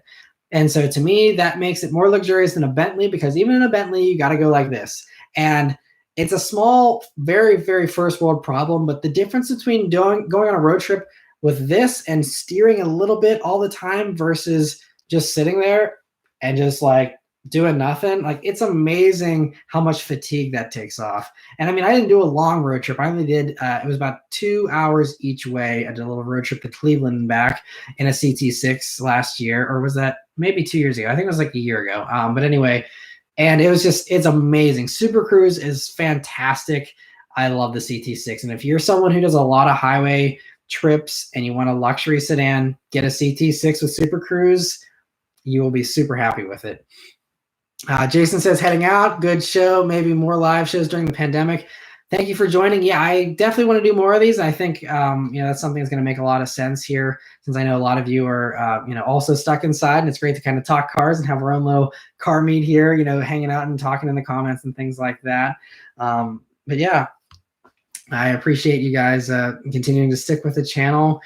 And yeah, I mean, I think that's probably a pretty good stopping point here. Let me see. I mean, I know we got lots more questions coming in. I just don't think I'm ever gonna get to the end of them here. But I appreciate there's been so many of you guys that have come to hang out here, and this was a huge success. Like I said, usually I get like half this many views on a live stream. So having all of you join is really great. So maybe we'll do these more often. This is awesome. All right, maybe I'll do one last question here. Someone asked Subaru Baja. Subaru Bajas, I love those. And that would be a fun project car. I saw a couple people were asking about project cars. I didn't get to that either. But I think a Subaru Baja would be a super fun project car to do someday. I don't have the time, the space, or the money to do a project car currently, or the interest, honestly. I have so many other things I would probably do first before I would do a project car. It's not super exciting to me. But if I were to do one, I would do a bright yellow Subaru Baja, and I would probably put either a V8 or an STI motor in it, and maybe do like a little bit of like a slightly off-roady thing in it, just like maybe like a winter beater, like just rough but ready for anything winter car. I think that'd be kind of a fun thing, like a Baja XT or something like that. Sean G, thank you so much for the final super chat here and the emoji. I appreciate that. Thank you all very much for joining. I hope you enjoyed this. Yeah, let me know on social media or somewhere if you enjoyed this, and maybe we can do some of these more often. But anyway, as always, thank you guys very much for watching. Please stay safe and healthy, and I'll see you guys on the next one. I got the Camry TRD review coming here on Wednesday, and Tuesday will be the interior review for that. So stay tuned for Camry TRD. That should be a car I'm sure a lot of you guys will enjoy. Anyway, thank you again, and take care.